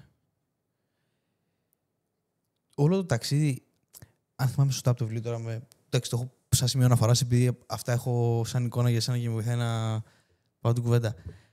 Αλλά όλο αυτό ξεκίνησε με το ορεινό τρέξιμο και ταξίδευες έξω από τη Σάλομον. Δηλαδή, όταν η Σάλομον είδες σε ένα κάτι, μπορείς εσύ και... Θα σου πω. Εγώ ήμουνα αθλητής της Πούμα. Ωραία. Με το μαραθώνιο. Γιατί ήμουνα και αθλητής του Ολυμπιακού. Και κάποια στιγμή η Πούμα είχε κάποια θέματα, έφυγε αντιπροσωπεία από την Ελλάδα και είχα διάφορες προτάσεις από σχεδόν όλες τις εταιρείες. Από την ASICS, τη MAMA, από την Nike, από την Adidas και από τη Salomon. Δεν ήταν και πολύ στα πλάνα μας. Γιατί συμβουλευόμουν τον Νίκο, τον Πολιά. Για κάποιο λόγο με προσέγγισαν καλύτερα. Κατευθείαν την πρώτη χρονιά έτυχε και έτρεξα ένα αγώνα ορεινού τρεξίματος. Με είδαν κατευθείαν από τη διεθνή ομάδα. Οπότε στελέχωσα τη διεθνή ομάδα. Δεν ήμασταν πολλοί, ήμασταν περίπου 15 άτομα από όλο τον κόσμο. Οι αγώνες που έκανα έξω ήταν και με τη Σάλομον αλλά και με την εθνική ομάδα. Και με την εθνική. Είχε εθνική ομάδα. Υπήρχε εθνική ομάδα ορεινού τρεξίματος. Ναι, βέβαια. Γινόταν πανελλήνιο πρωτάθλημα. Το έχω κερδίσει 7 φορές. Γιατί κάποιες 2-3 χρονιές έτυχε να μην τρέξω γιατί είχα κάποια αγωνιστική υποχρέωση εκτός. Υπήρχε. Πήγαμε στα βαλκανικά πρωταθλήματα, σε παγκόσμια έχω πάει. Μπορεί να βιοποριστεί κάποιος από το ορεινό τρέξιμο? Όχι. Δεν μπορεί. Όχι. Ξεκάθαρα όχι. Ούτε από το τρέξιμο στον δρόμο, ούτε από τίποτα. Ναι, εκτός να μιλάμε για επίπεδα Χρυσού Ολυμπιονίκη, ας πούμε, και τέτοια πράγματα. Που και πάλι εμέσως θα βιοποριστεί. Δηλαδή θα μπει σε μια κάποια δουλειά εξαπονομής, δηλαδή από την νίκη που πέτυχε για να βιοποριστεί. Καταλάβω. Αλλιώς είναι πολύ δύσκολο. Άρα, ποιο είναι το κίνητρο από ένα σημείο και μετά σε όλο αυτό το ταξίδι να κάνεις τόσο δύσκολους αγώνες αν δεν μπορείς να βιοποριστείς από αυτό? Εσύ το ξέρεις στο πολεμικό ναυτικό, απλά ξέρεις το πιο πολύ φιλοσοφικά το σκέφτομαι. Πού σταματάει? Καταρχήν θα ήταν πολύ πιο εύκολη η ζωή μου ανέμενα ως βατραχάνθρωπος του πολεμικού ναυτικού και ήμουνα τη δουλειά μου, τις αποστολές μου, την εκπαίδευσή μου. Και... Θα ήταν πιο εύκολο να είσαι ένα μόνιμος εικάσι. Βέβαια, σαφέστατα πιο εύκολο. Από το να κάνω βουτιά, να κοιτάω πότε θα κάνω τη δεύτερη προπόνηση και την πρώτη πριν, ή να έχω και άλμα, ή να έχω και βάρδια το βράδυ και πότε θα χωρέσω τις 2 προπονήσεις. Ναι, είναι χάος. Σαφέστατα είναι πιο εύκολο να μην κάνεις αγωνιστικά αθλητισμό. Δεν το συζητάμε αυτό. Όχι, είναι εύκολη η δουλειά του. Ναι, το κατάλαβα. Το να θες να το χωρέσεις κι αυτό. Είναι εσωτερικοί οι λόγοι. Αυτό το κίνητρο, αυτή η απληστία του αθλητή, αυτό το... Είναι εσωτερικό η εξέλιξη. Αυτή την απάντηση μπορεί να τη δώσει, νομίζω, όποιος μπει σε αυτό το τρένο στον εαυτό του, ο ίδιος και μόνο. Και να τον καλύπτει ή όχι. Δεν πάει προς τα έξω. Ναι, κατάλαβα. Ναι, δεν πάει προς τα έξω. Και ούτε είναι εύκολο να το περιγράψει. Μπορεί κάποιος πολύ καλύτερος χειριστής της γλώσσας από μένα και των συναισθημάτων να το κάνει. Εγώ δεν... Ήταν εσωτερικό. Βέβαια, για να μην είμαι έτσι απόλυτος, δεν θα βιοποριστεί κάποιος άμεσα. Έμεσα όμως μπορεί. Γιατί του άρεσε, ας πούμε, εγώ που ζω για τον αθλητισμό, δεν είναι η δουλειά μου ότι είμαι προπονητής, ναι είμαι, αλλά είναι η ζωή μου κιόλας. Και το σπούδασα και... Πότε το σπούδασα αυτό, παρένθεση πυρηνικής? Πολύ μετά. Αυτό... Ξεκίνησα το 19. Κατάλαβα. Τέλειωσα το 18. Τέλειωσα πριν 2 χρόνια. Okay. Τώρα τελειώνω τις μεταπτυχιακές μου σπουδές στη μεγιστοποίηση απόδοσης. Μεγιστοποίηση απόδοσης, okay. Ναι, μεγιστοποίηση αθλητικής απόδοσης. Με έμφαση πάλι πάντα το τρέξιμο ή γενικότερα? Είναι γενικότερο, αλλά η διπλωματική μου προφανώς. Ναι, θέλω να πω, θα πρόσφερες υπηρεσίες και σε κάποιον αθλητή ή κάποιο άλλο αθλήματος σε ευρύτερο αθλητικό πλαίσιο ή... Αν το κατανοώ, το κάνω. Έχω αθλητές από άλλα αθλήματα. Ωραία. Αυτή δεν είναι. Αλλά πρέπει να το κατανοήσω για να μπορέσω να τον βοηθήσω. Οκ. Κατάλαβα. Και να έχει κάποιες καρδιοαναπνευστικές ανάγκες στο άθλημα που μπορεί ένας άνθρωπος όπως εγώ με την εξειδικευμένη γνώση να τον βοηθήσει. Αλλιώς δεν ξέρω πού αφήσαμε την κουβέντα. Όχι, ήταν στο ότι μπορεί κάποιος να βιοποριστεί. Ναι. Λοιπόν, έμεσα λοιπόν μπορεί. Γιατί θα συνεχίσει από άλλο πόστο την αθλητική του καριέρα. Θα είναι προϊόντικο, δηλαδή θα εμπλακεί κάπως στην παραγωγική διαδικασία προϊόντων, στην πώληση, στο επιστημονικό του θέματος που έχει να κάνει με την προπονητική. Ναι, υπάρχουν πολλά που μπορεί κάποιος να κάνει. Απλά δεν ξέρω αν απαντάει στην ερώτησή σου. Μπορεί να βιοποριστεί. Άμεσα μάλλον όχι. Έμεσα ναι. Ναι. Εντάξει, είναι σημαντικό που τουλάχιστον υπάρχει αυτό το μονοπάτι, έτσι. Γιατί, ένας αθλητής, ο κορυφαίος αθλητής, σε οποιοδήποτε άθλημα, μπορεί ενδεχομένως να μπορεί και άμεσα να βιοποριστεί από κάτι. Σίγουρα θα μπορεί αυτός. Αυτός. Δεν μιλάμε για αυτό. Αλλά υπάρχει τόσο μεγάλο βάθος πίσω από αυτόν. Ναι. Και επίσης μην ξεχνάς ότι κάποιος μπορεί να αφιερώσει, ας πούμε, κατά κάποιο τρόπο τη ζωή του ή έτσι να πιστεύει και το αποτέλεσμα δεν είναι εγγυημένο. Δεν είναι εγγυημένο ότι θα γίνει πρωταθλητής. Σίγουρα όχι. Όχι να πρωταγωνιστήσει με την εθνική ομάδα ή τέλος πάντων να μην μπει καν στην εθνική ομάδα ποτέ. Να μην μπει καν στην τριάδα του Πανελληνίου Πρωταθλήματος ποτέ. Δηλαδή έχω πολλούς φίλους που ήταν αξιόλογοι αθλητές, προσπαθούσαν αρκετά και πραγματικά και δεν το κατάφεραν αυτό. Δεν μειώνει όμως την προσπάθεια. Θέλω να πω ότι είναι ανεκτήμητο αυτό το ταξίδι. Ναι. Είτε είναι πετυχημένο. Βασικά το πετυχημένο εμείς το ορίζουμε τι σημαίνει. Γιατί για αυτόν τον άνθρωπο μπορεί να ήταν πετυχημένη αυτή του η ενασχόληση, γιατί πήρε αυτές τις αξίες που του εξέλιξε ο αθλητισμός και τις έβαλε στην εξωαθλητική του ζωή. Έγινε δηλαδή καλύτερος επαγγελματίας γιατί ήξερε να στοχοποιεί ή να είναι τυπικός και συστηματικός και να επιμένει και να μην κουράζεται εύκολα. Και όλα αυτά. Όχι, καταλαβαίνω αυτό που λες. Από την άλλη, υπάρχουν κάποια αντικειμενικά κριτήρια που αντιμετωπίζει η κοινωνία και θέτει την επιτυχία. Ναι, σωστά. Αυτά τα αντικειμενικά κριτήρια τα οποία δεν σημαίνει ότι τα συμμερίζομαι. Για τον ίδιο Ναι, μέσα του. Και είναι διαφορετικό το πετυχημένος σε σχέση με τον τρίτο. Ναι. Απλά αυτό που τόνισες και αυτό ήθελα να πω και εγώ, ότι δεν υπάρχει εγγύηση. Είναι μεγάλο το ρίσκο. Ναι. Είναι μεγάλο το ρίσκο για κάποιον ο οποίος δεν έχει ένα δεύτερο πλάνο, δεύτερο σχέδιο. Αν κάποιος το σκέφτεται με μαθηματικούς όρους. Δεν αξίζει. Όχι. Δεν αξίζει. Όχι. Αλλά τα νούμερα δεν λένε όλη την αλήθεια πάντα. Όχι. Αυτό είναι το θέμα. Και δεν αξίζει και δεν, νομίζω για εμένα δεν πρέπει να αναλώνεται ο αθλητής. Ο αθλητής Να αναλώνεται σε τι? στη λεπτομέρεια που σου δίνουν οι αριθμοί. Ωραία. Οκ. Και αυτό να τον καταβάλει.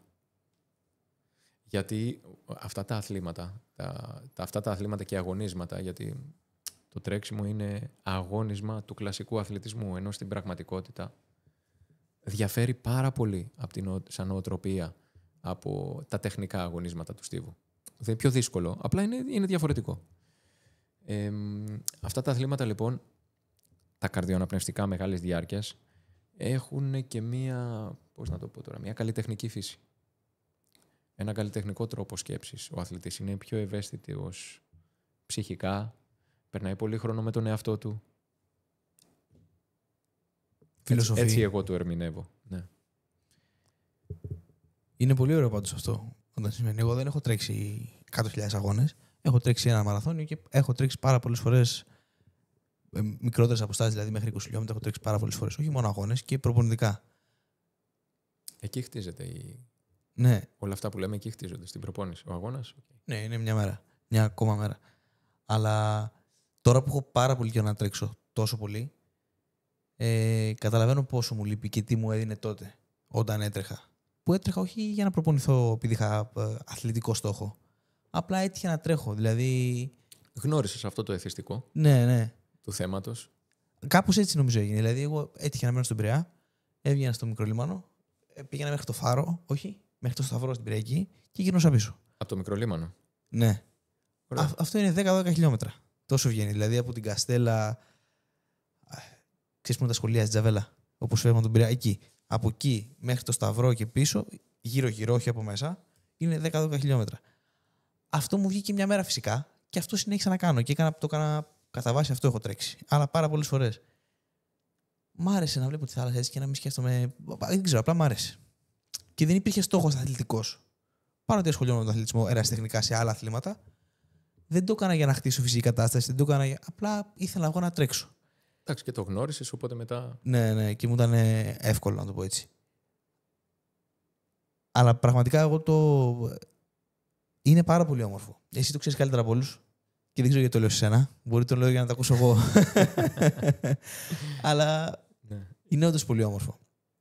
Δεν προσφέρεται η Αθήνα για αυτό το πράγμα. Όχι και τόσο. Δεν προσφέρεται. Ακόμα και αυτή η διαδρομή που λέω που είναι πανέμορφη, πρέπει να είσαι με το ένα πόδι στο κράσπεδο, με το ένα πόδι στο πεζοδρόμιο, με το ένα πόδι. Δεν προσφέρεται. Δεν είναι ευχάριστο. Αλλά όταν φτάνει σε ένα σημείο και δεν σε νοιάζει αυτό. Εγώ έτρεχα και πολύ μικρό τότε, 15-16 χρονών. Δεν με ενδιαφέρει τίποτα. Οπότε έτσι έμαθα και μου ήταν μετά. Απλά είναι έτσι.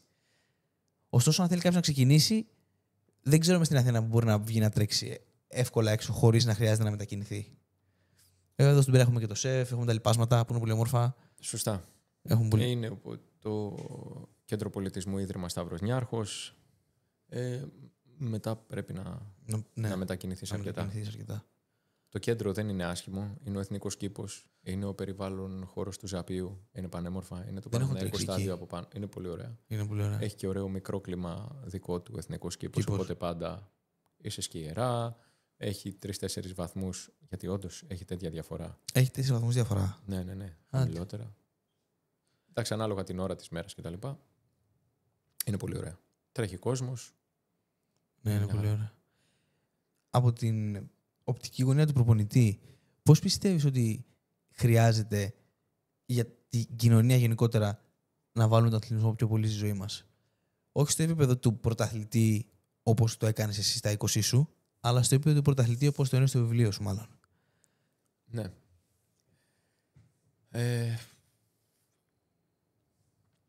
Θα σου απαντήσω σαν προπονητής. Θα σου απαντήσω σαν άνθρωπος του αθλητισμού. Ωραία. Ίσως είναι καλύτερα κι έτσι. Ναι. Με ρώτησες πώς. Ναι. Νομίζω ότι έχουμε ένα τεράστιο έλλειμμα αθλητικής παιδείας που ξεκινάει από τις πρώτες χρονιές του δημοτικού. Είναι πολύ δευτερεύον προτεραιότητα ο αθλητισμός και αν για οποιονδήποτε λόγο η οικογένεια και το κοινωνικό περιβάλλον του παιδιού δεν έχει καμία επαφή με τον πιο ενεργό τρόπο ζωής και εκτόνωσης, δυστυχώς δεν το μαθαίνουν καν τα παιδιά. Δεν έχουμε δηλαδή τις δομές αυτές κτλ.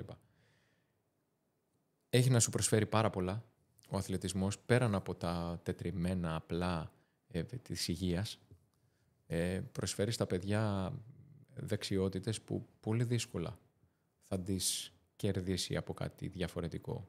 Μαθαίνουν να αντιλαμβάνονται το δίκαιο. Μαθαίνουν να συνεργάζονται. Μαθαίνουν να προσπαθούν και να περιμένουν από την προσπάθειά τους κάτι αντίστοιχο της προσπάθειας που προηγήθηκε και όχι κάτι διαφορετικό. Να είναι δηλαδή αυτό το αίσθημα της δικαιοσύνης. Να υπάρχει αυτό το αίσθημα της δικαιοσύνης. Και αυτές τις δεξιότητες τους να τις χρησιμοποιούν μετά παντού. Από την άλλη, καθαρά η δραστηριότητα η αθλητική φέρνει χαρά. Τόσο απλά. Είτε μιλάμε για παιχνίδια, με την μπάλα, είτε μιλάμε για κάτι διαφορετικό, όπως το τρέξιμο, η κολύμβηση. Που δεν είναι παιχνίδι, σαν... Ναι. Έχει τόσα πολλά ωφέλη ο αθλητισμός, που από πού να το πιάσουμε και πού να σταματήσουμε.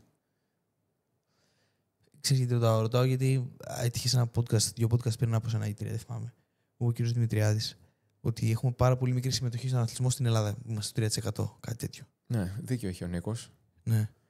Είμαστε που είμαστε μικρή χώρα. Ναι. Και ποσοστιαία έχουμε πολύ μικρή σε σχέση με την Ευρώπη ενασχόληση με τον αθλητισμό. Δηλαδή, αν το 3% μιλάμε για μόνο 300.000 ανθρώπους, μου κάνει πάρα πολύ εντύπωση το νούμερο εμένα. Δεν περίμενα να είναι τόσο μικρό και το ρωτάω και το αναφέρω. Δεν ξέρω τώρα το νούμερο. Ναι, οκ. Αλλά εντάξει, θα το έχει δει ο Νίκος για να το λέει. Αλλά μου κάνει. Δεν ξέρω. Κάτι δεν μου κολλάει σε όλο αυτό. Δηλαδή, δεν είναι ότι. Πώς να το πω. Πιστεύω πολιτισμικά είμαστε κοντά στον αθλητισμό. Έχουμε αρχαία στάδια, έχουμε τους Ολυμπιακούς Αγώνες. Πολιτισμικά και ίσως σαν ιδέες είμαστε πολύ κοντά. Μου κάνει εντύπωση που είμαστε τόσο μακριά στην πραγματικότητα. Δεν ξέρω γιατί έγινε όλο αυτό, γιατί ακόμα έχουμε τόσο μεγάλο πρόβλημα σε αυτό. Έχουμε πάρα πολύ μεγάλα ποσοστά παιδικής παχυσαρκίας.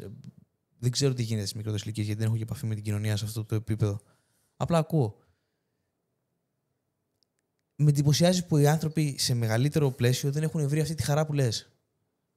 Ναι, κοίταξε να δεις. Έχεις τρέξει αγώνες τρεξίματος. Ναι. Δεν έχεις τρέξει. Ναι, έχεις παρατηρήσει ότι υπάρχουν αρκετά περισσότερα άτομα σε ηλικίες άνω των 40.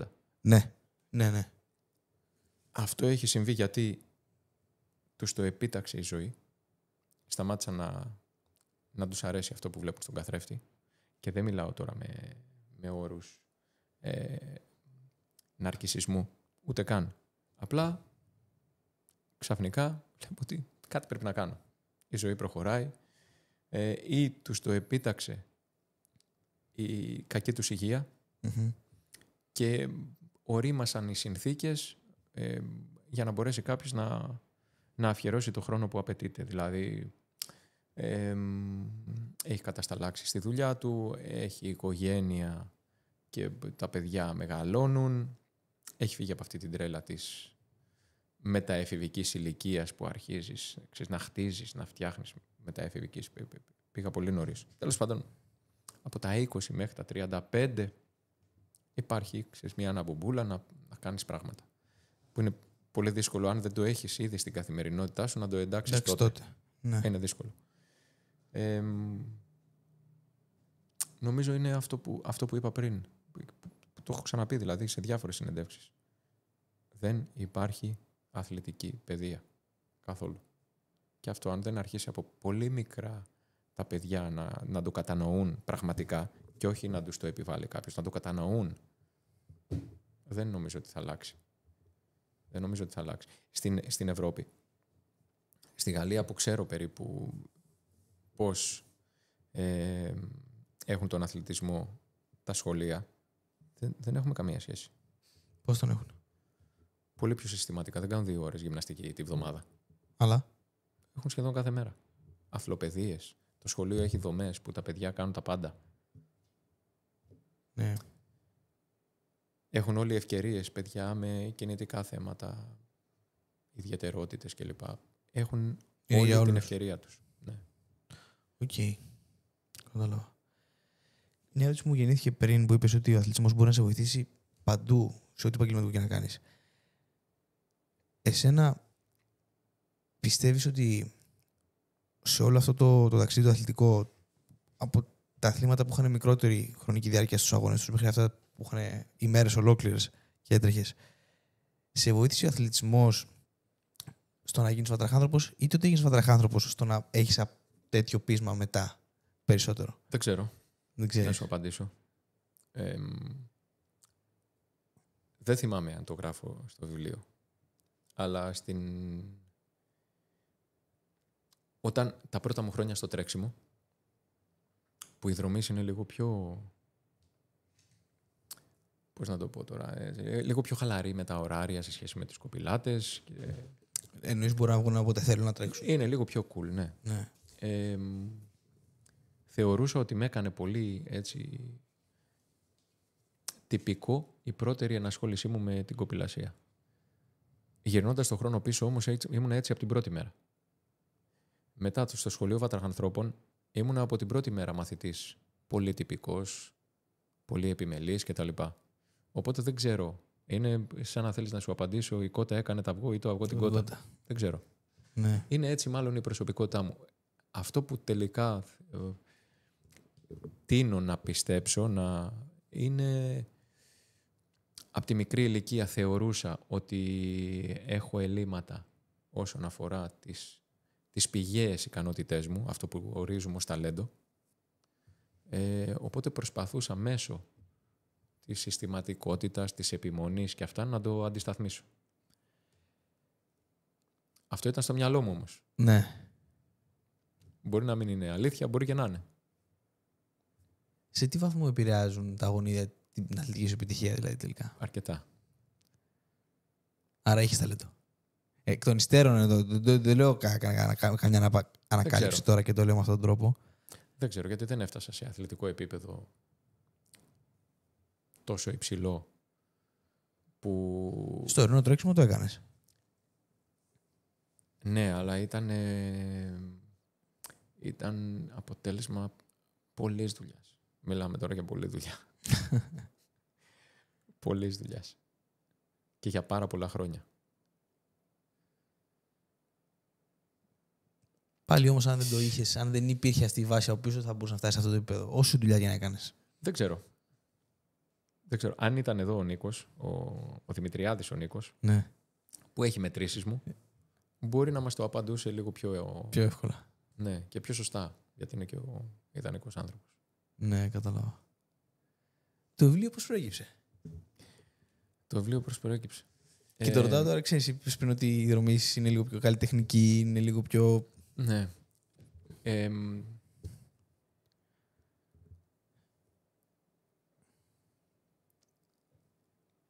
Εγώ ασχολούμαι με την προπονητική αρκετά χρόνια. Mm-hmm. Κοντά στα 15. Άρα όντως αθλητής ήσουν να και προπονητής. Ναι, αλλά με πολύ λίγο κόσμο. Ερασιτεχνικά. Ξέρεις. Είχα όμως αυτό το μικρόβιο, αυτό το... γιατί στο λέω τώρα αυτό? Είχα αθλητές, είχα συναθλητές, ανθρώπους του περιβάλλοντος εξωαθλητικούς που μου προέτρεπαν να γράψω ένα βιβλίο. Και όλοι αυτοί, όσο περνάγαν τα χρόνια, εγώ ήμουν ατυπικός, ήμουνα πάντα σε σχετικά υψηλό επίπεδο, πρωταγωνιστούσα, ξέρεις. Ήμουνα ένας άνθρωπος του αθλητισμού. Με προέτρεπαν να γράψω ένα βιβλίο και όλοι αυτοί θεωρώ ότι πίστευαν ότι εγώ θα γράψω ένα τεχνικό βιβλίο. Τώρα τι σημαίνει το τεχνικό βιβλίο? Θα ήταν εμπειρίες από αγώνες, θα ήταν καθαρά προπονητικής φύσεως. Εγώ δεν βρήκα κανένα χώρο και κανένα ενδιαφέρον σε αυτό. Και αποφάσισα κάποια στιγμή να ξεδιπλώσω, ας πούμε, όλο αυτό που υπάρχει πίσω από το καμαρίνι του αθλητή και πώς εγώ αντιλαμβανόμουν όλα αυτά που με επηρέαζαν και πώς με επηρέασαν τελικά. Να τα αποτυπώσω σε ένα χαρτί, να τα βάλω σε μία σειρά και να δω τελικά τι βγαίνει μέσα από αυτό. Και για να σου πω το πρακτικά τελικά πώς έγινε, πήρε περίπου 3 χρόνια. Mm-hmm. Εγώ συνήθως έχω δώσει πάρα πολλές συνεντεύξεις. Συνήθως τις έγραφα εγώ ίδιος, δηλαδή μου έστελναν τις ερωτήσεις, τις έγραφα εγώ. Και ελάχιστες φορές, όταν λέω ελάχιστες, μπορεί 3, από τις 50, μπορεί να είναι παραπάνω από 50-60, τις είχα κάνει προφορικά. Τις 2 το είχα μετανιώσει, αλλά δεν είχα χρόνο. Γιατί ο δημοσιογράφος ναι. το έγραψε, ξέρεις, μπορεί να έκανε κάποιες σημειώσεις. Ήταν περίπου αυτά που είπα. Οκ, άρα ήτανε... Κατάλαβα, ναι. Καταλάβες. Και το 2018 συγκεκριμένα, εκεί γνώρισα και τον Γιώργο, το Μιζάλη. Μετά τον αγώνα του Ζαγορίου, είχα τρέξει το παγκόσμιο κύπελο που έτυχε να γίνεται στον Όλυμπο εκείνη τη χρονιά. Μετά έτρεξα και το Ζαγόρι, πάλι κέρδισα, ξέρω, 5η-6η φορά τον αγώνα των 80 χιλιόμετρων, πάλι με ρεκόρ διαδρομής, το οποίο και ένα περίεργο πράγμα στο Ζαγόρι. Δεν θυμάμαι πόσες φορές το έχω κερδίσει, τα 50 χιλιόμετρα, τα 44 και τα 80, όσες φορές το έτρεξα. Κάθε φορά έκανα και ρεκόρ διαδρομής. Κάθε φορά. Αν δεν ήταν δικό μου, που δικό μου ήταν πάντα, ας πούμε το 44 που έκανα το 2022, αφού είχα σταματήσει τη στενή αγωνιστική μου καριέρα, δεν το είχα τρέξει ποτέ. Οπότε το έκανα και τότε. Πήγες να το τρέξεις. Ναι. Και έκανε ρεκόρ διαδρομής. Ναι. Μια χαρά. Λοιπόν, Ήρθαμε, καλησπέρα. Στο Ζαγόρι, τώρα μου έχεις πει ότι έχεις εμπλοκή σε αυτόν τον αγώνα τώρα. Μια φορά ναι. Σε τι, αν θες... είμαι ειδικός σύμβουλος της διοργάνωσης. Οργανωτικά. Ναι, κατάλαβα. Λοιπόν, το 18 μετά το Ζαγόρι με παίρνει ο Γιώργος τηλέφωνο, ο Μισάλης, για να κάνουμε μια συνέντευξη για το My Athlete. Και κάναμε μια πολύ ωραία κουβέντα. Εγώ αμέσως μετά θα ταξίδευα, γιατί ήμουνα συνοδός στην Εθνική Ομάδα Νέων Φίβων, Νεανίδων και Νέων Ανδρών, Νέων Γυναικών για παγκόσμιο πρωτάθλημα στην Ιταλία. Και δεν είχα χρόνο καθόλου. Δηλαδή θα επέστρεφα, θα άλλαζα ρούχα, θα φεύγα για ένα βουνό κοντά στη Ρώμη, τον Γκραν Σάσο, τέλος πάντων. Για προπονήσεις ή για αγώνες? Για αγώνες των μικρών. Ήμουνα συνοδός στην Εθνική Ομάδα. Ναι, αυτό είναι σε προπόνηση μικρών ή αγώνες μικρών. Αγώνες. Τέλος πάντων, μιλάμε στο τηλέφωνο με τον Γιώργο. Τη δημοσιεύει μετά από κάποιες μέρες. Κάνετε τη συνέντευξη τηλεφωνικός. Ναι. Ήταν η μία προφορική που δεν μετάνιωσες? Ήταν η προφορική, όχι που δεν μετάνιωσα, που ήταν εκπληκτική η συζήτηση. Ήταν πολύ πέρα από τα ξύλινα που μπορεί να πει κάποιος σε μια συνέντευξη αθλητής. Από το ξύλινο αυτό λόγο. Μετά γνωριστήκαμε λίγο περισσότερο. Είχα κάνει μάλλον ο Πάνος Βλάχος έκανε ένα ντοκιμαντέρ, το 7 λεπτά ψυχής. Ναι, το έχω δει. Στο οποίο τον βοήθησα σε κάποια κομμάτια. Δεν μου άρεσε εκεί, θα σου πω γιατί. Ναι, σου πω. Βασικά δεν τον βοήθησα τον άνθρωπο σε κανένα κομμάτι της παραγωγής, απλά σε κομμάτια που είχαν να κάνουν με επαφές με ανθρώπους δικούς μας του αθλητισμού. Ναι. That's it. Ο Πάνος δηλαδή. Ήρθε ο Γιώργος στην πρεμιέρα, βρεθήκαμε λίγο παραπάνω. Τέλος πάντων γνωριστήκαμε, κάναμε λίγο παρέα, γνώρισε και τον Πάνο, κάναμε και 3 μας παρέα. Mm-hmm. Και όπως υπήρχε αυτό στο μυαλό μου και ήθελα με κάποιον άνθρωπο μαζί να το γράψω, γιατί είναι μια διαδικασία που θα σου πω πώς ακριβώς έγινε, του έκανα του Γιώργου την πρόταση. Και η διαδικασία είχε ως εξής. Κάναμε συνεντεύξεις, μπορούσα να του ανοιχτώ σαν φίλος μου, να του πω πράγματα που δύσκολα θα έλεγα σε κάποιον που δεν γνωρίζω. Ο Γιώργος έκανε την απομαγνητοφώνηση, τα βάλε σε μια σειρά, μετά μπήκα από πάνω, τα έγραψα και εγώ με τον τρόπο μου. Μοιάζει ο τρόπος γραφής του με τον δικό μου, αλλά του Γιώργου είναι πιο πολύχρωμος, πιο πλούσιος, αλλά μοιάζει το ύφος. Mm-hmm. Και βγήκε αυτό που βγήκε. Είναι πολύ ωραίο το βιβλίο και διαβάζεται και πολύ εύκολα. Δηλαδή ήταν πολύ ωραίο. Κατάλαβα, οκ. Ωραίος τρόπος να βγει ένα βιβλίο. Μέσα από... Κάναμε άπειρες συναντήσεις. Τόση τριβή, ας πούμε. Αμέτρητες συναντήσεις. Υπήρξε δηλαδή αρκετή αρκετά σοβαρή δουλειά πίσω από αυτό. Κατάλαβα. Θα σου πω γιατί δεν μου άρεσε το ντοκιμαντέρ. Ναι, για ένα τέτοιο. Δεν μου άρεσε το ότι ήσουν πιο συντηρητικός με το τι θα μπορούσε να έχει γίνει εκείνη τη μέρα τελικά. Δηλαδή, ακόμα έτσι όμως. Το πιστεύω, ναι, δεν πιστεύω ότι άλλαξε. Δηλαδή ήταν από την μια μεριά εσύ, από την μια μεριά ο κύριος Κούρος. Ο ένας έλεγε ρε παιδί μου, δεν γίνεται αυτό το πράγμα. Και ο άλλος έλεγε κάτι μπορεί να υπάρχει. Και με στεναχωρούσε γάμο το, ξέρεις. Δηλαδή, ναι, κοίτα να δεις, επειδή έχω μιλήσει αρκετά με τον Γιάννη, πλευρά, ναι. επειδή τον θαυμάζω, τον γνωρίζω και καλά, με γνωρίζει και καλά και υπάρχει μια ιδιαίτερη συμπάθεια μεταξύ μας. Μου είπε και μια κουβέντα μετά που με προβλημάτισε, ότι τότε δεν υπήρχε. Τότε, πότε είναι το τότε, όταν γίνονται το ντοκιμαντέρ ή... Όχι. Τότε που στο συμβάν. Το 1896. Δεν υπήρχε αθλητική νοοτροπία. Δηλαδή, εμένα αυτό μου το είπε όταν ο αντίλογός μου, ένας τέλος πάντων από αυτούς, ήταν Γιάννη, γιατί δεν ξανάτρεξε ποτέ. Είναι χρυσός Ολυμπιονίκης, ακόμα ήταν στα σπάργανα. Μικρός, ναι. Οι αποστάσεις θα μπορούσε να κάνει ολόκληρη καριέρα. Ξέρεις.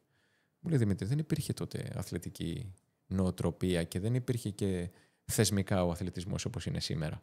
Ειδικά στην Ελλάδα. Υπήρχε απλά όχι όπως είναι σήμερα. Ναι. Που έχει μια βάση. Παρόλα αυτά, έτσι όπως είναι όλα τα δεδομένα, εγώ δεν σου κολλάει. Δεν μου κολλάει.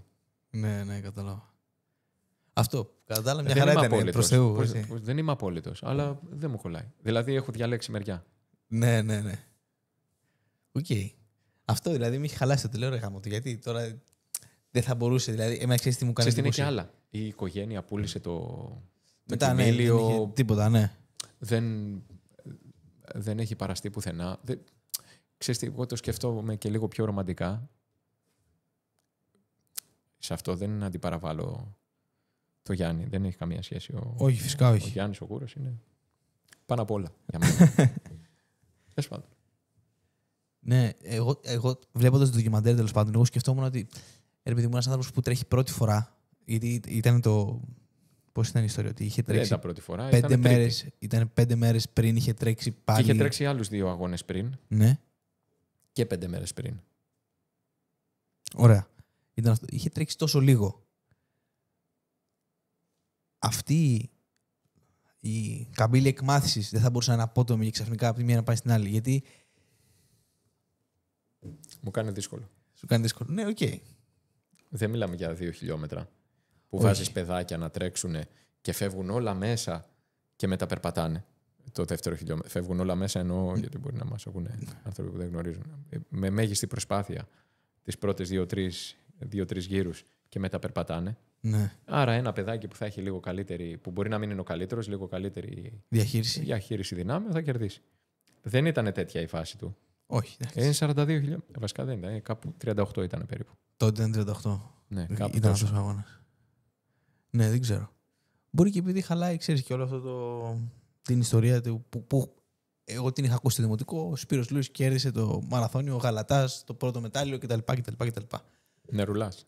Νερουλάς ήταν, ή Γαλατάς. Οκ, Νερουλάς, συγγνώμη. Αλλά. Ναι, πάντως ήταν πολύ ωραίο το ντοκιμαντέρ και ήταν πολύ ωραίο αυτό που κάνατε στο ελληνικό, τρέξατε. Που πήρατε τις μετρήσεις, ναι. Στο ελληνικό. Ήταν πολύ ωραίο. Και μάλιστα το κάναμε με τον Πάνο Τρίτη και Σάββατο. Ναι. Και εγώ την Κυριακή πριν από αυτή την Τρίτη, 2 μέρες πριν, είχα τρέξει τον Ταΐγετο. Πόσα χιλιόμετρα ήταν αυτό? Του Ταΐγετο Challenge. Του 40. Είχες κάνει ρεκόρ αγώνα τότε ή όχι? Δεν θυμάμαι. Μπορεί και όχι. Το είχα όμως πριν. Ναι. Το δικό μου ήταν. Αλλά ούτε και εκείνο τον αγώνα δεν τον είχα τρέξει ποτέ μέγιστη προσπάθεια. Πάντα πήγαινα, μου άρεσε το μέρος, είχα αγώνες πριν, μετά, γιατί γινόταν πάντα κοντά στην 25η Μαρτίου. 22, 27, όποτε πέφτει Κυριακή. Οπότε ήταν πολύ hot περίοδος με αγώνες στο εξωτερικό. Α, είναι hot τότε. Ναι. Άνοιξη. Ή τέλος πάντων ξεκινούσαν τότε και ή φυλαγόμουνα ή ερχόμουν από κάποιον άλλον, ξέρεις. Ναι, κατάλαβα. Αμερική έχεις τρέξει? Έχω τρέξει. Κάμπους αγώνες. Ήταν η πρώτη φορά που μπήκα στη δεκάδα σε παγκόσμιο κύπελο στο Σαν Φρανσίσκο, σε ένα αγώνα 75 χιλιόμετρων. Είχα βγει έκτος, νομίζω. Τώρα πότε, δεν θυμάμαι. Νομίζω το 14. Αμερική έχει τρέξει, Αφρική έχει τρέξει, φαντάζομαι. Όχι. Αφρική δεν έχω Μόνο τρέξει. εκεί δεν έχει τρέξει. Okay. Ναι. Ασία. Κίνα.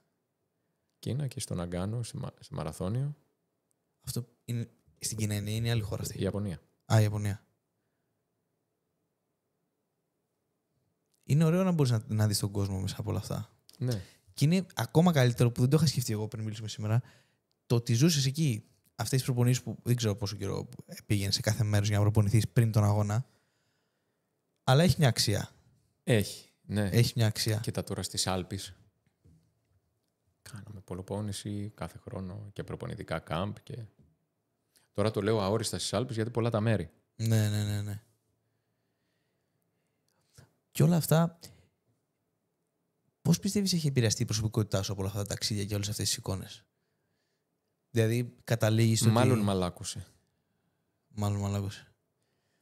Το βασικότερο που έχει να κάνει με το αθλητικό του θέματος είναι ότι με βοήθησε πολύ να διευρύνω τον τρόπο σκέψης μου, τον τρόπο σχεδίασης ως προπονητής. Είδα με διαφορετικό τρόπο να λειτουργούν οι προπονητικές διαδικασίες, πέραν από αυτό που εγώ δηλαδή έκανα σαν αθλητής, που είναι και μεγάλη παγίδα για τους προπονητές οι οποίοι έχουν υπάρξει αθλητές και αθλητές υψηλού αγωνιστικού επίπεδου. Γιατί όλοι αυτοί είναι πολύ επηρεασμένοι από αυτά που έκαναν οι ίδιοι. Κατάλαβα. Πρέπει να βγεις από αυτό το... Πρέπει να βγεις, ναι. Πρέπει να βγεις. Εσένα τώρα με αυτή τη νίκη στο Πανελλήνιο Πρωτάθλημα που είχε αθλητή σου, έκλεισε ο κύκλος αυτός που λέγατε στην παρουσίαση του βιβλίου σου με τον Νίκο τον Πουλιά ότι... Όχι βέβαια. Όχι. Η αρχή είναι. Δεν εννοούσα ο κύκλος, εννοώ είχε πει Όχι, δεν έχει γίνει ακόμα στην Αθήνα. Θα δούμε. Α. Στην Αθήνα στο μαραθώνιο είναι μεθαύριο. Μεθαύριο εννοώ τον Νοέμβρη. Τον Νοέμβρη. Έχεις αθλητές τώρα? Ναι. Καλή επιτυχία. Ο ένας αθλητής μου, ο Γιώργος ο Σταμούλης, έχει και την καλύτερη επίδοση στο μαραθώνιο στη χώρα μας. Ναι. Έκανε πέρσι. Μάλλον φέτος, το 25, απλά στην προηγούμενη σεζόν μαραθωνίου, την Άνοιξη. Κατάλαβα. Την έκανε στο Μιλάνο. Ευελπιστούμε σε κάτι καλύτερο. Οπότε πάτε τώρα, ναι. Άντε με το καλό. Πάντως... Έχουμε δουλέψει δηλαδή γι' αυτό. Ναι. Να μας το φέρει τύχη. Προφανώς. Δεν νομίζω ότι τίποτα άλλο δεν θα τέριαζε με τίποτα άλλο. Είναι και εγγυημένο ότι θα έρθει. Όπως είπες, ναι. Όπως είπες. Ναι. Δεν ξέρω. Τώρα μου έρχεται στο μυαλό συνέχεια η εικόνα που λες στο ντοκιμαντέρ ότι δεν γίνεται. Δεν ξέρω γιατί. Τώρα πώς το αναφέραμε. Δεν ξέρω. Πιστεύω στα 7 λεπτά ψυχής εγώ. Αυτά τα 7 λεπτά. Ήταν πολύ τραβηγμένο το 7 λεπτά. Δηλαδή είναι και άλλα που τραβήχτηκαν και μείνανε τελικά 7. Ναι. Οκ. Ήθελα να σε ρωτήσω, μου είχε κάνει πολύ εντύπωση στην παρουσίαση του βιβλίου σου. Αυτό δεν έχει να κάνει με αθλητισμό βέβαια. Έχει να κάνει με τους οικάδες. Επειδή εγώ δεν έχω πολλές επαφές, δεν έχω. Σας είχα στο μυαλό μου πάντα σαν πολύ σκληρούς ανθρώπους. Τουλάχιστον με πείσμα και υπομονή. Και με όχι διάθεση εξωτερήκευσης συναισθήματος. Και πού θέλω να το πάω. Κάποια στιγμή, από το κοινό σηκώνει ένας κύριος στο χέρι του και μίλησε για σένα με εξαιρετικά λόγια και ήταν φανερά συγκινημένος.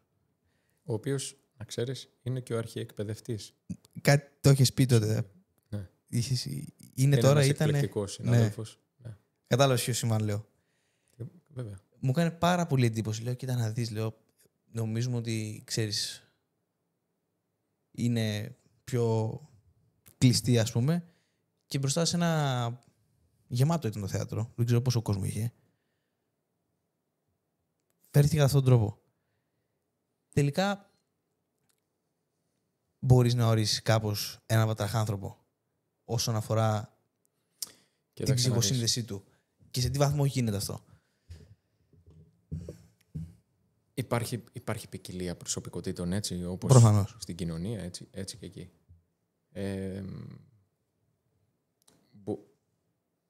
Οι περισσότεροι, αν όχι όλοι, μπορούν να ελέγξουν τα συναισθήματά τους,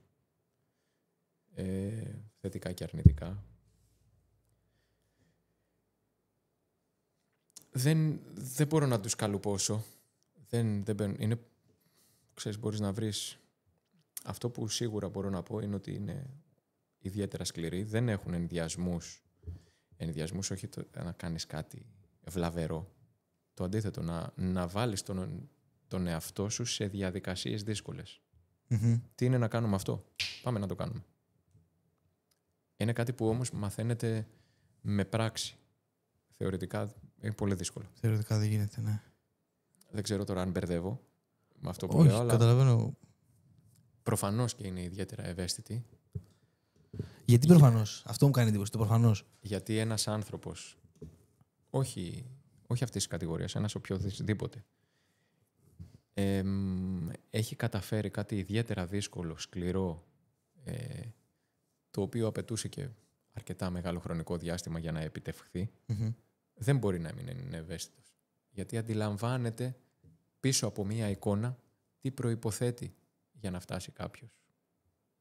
Στην τελετή αποφοίτησης, ας πούμε. Ναι. Το σχολείο. Ναι. Όχι μόνο του συγκεκριμένου. Γενικότερα. Δηλαδή, εμένα μ' αρέσει ο μηχανοκίνητος αθλητισμός, μ' αρέσουν οι μηχανές. Είμαι άσχετος όμως. Δεν ξέρω, δεν μπορώ να οδηγήσω γρήγορα. Δεν. Ωστόσο, καταλαβαίνω τη δυσκολία που υπάρχει πίσω από αυτούς τους πιλότους, παρόλο που δεν ούτε καταλαβαίνω ούτε γνωρίζω τις ιδιαίτερες δεξιότητες που απαιτούνται και τη δουλειά που απαιτείται για να φτάσει σε αυτό το επίπεδο. Καταλαβαίνω όμως ότι υπάρχει πολύ μεγάλο βάθος σε αυτό. Ναι.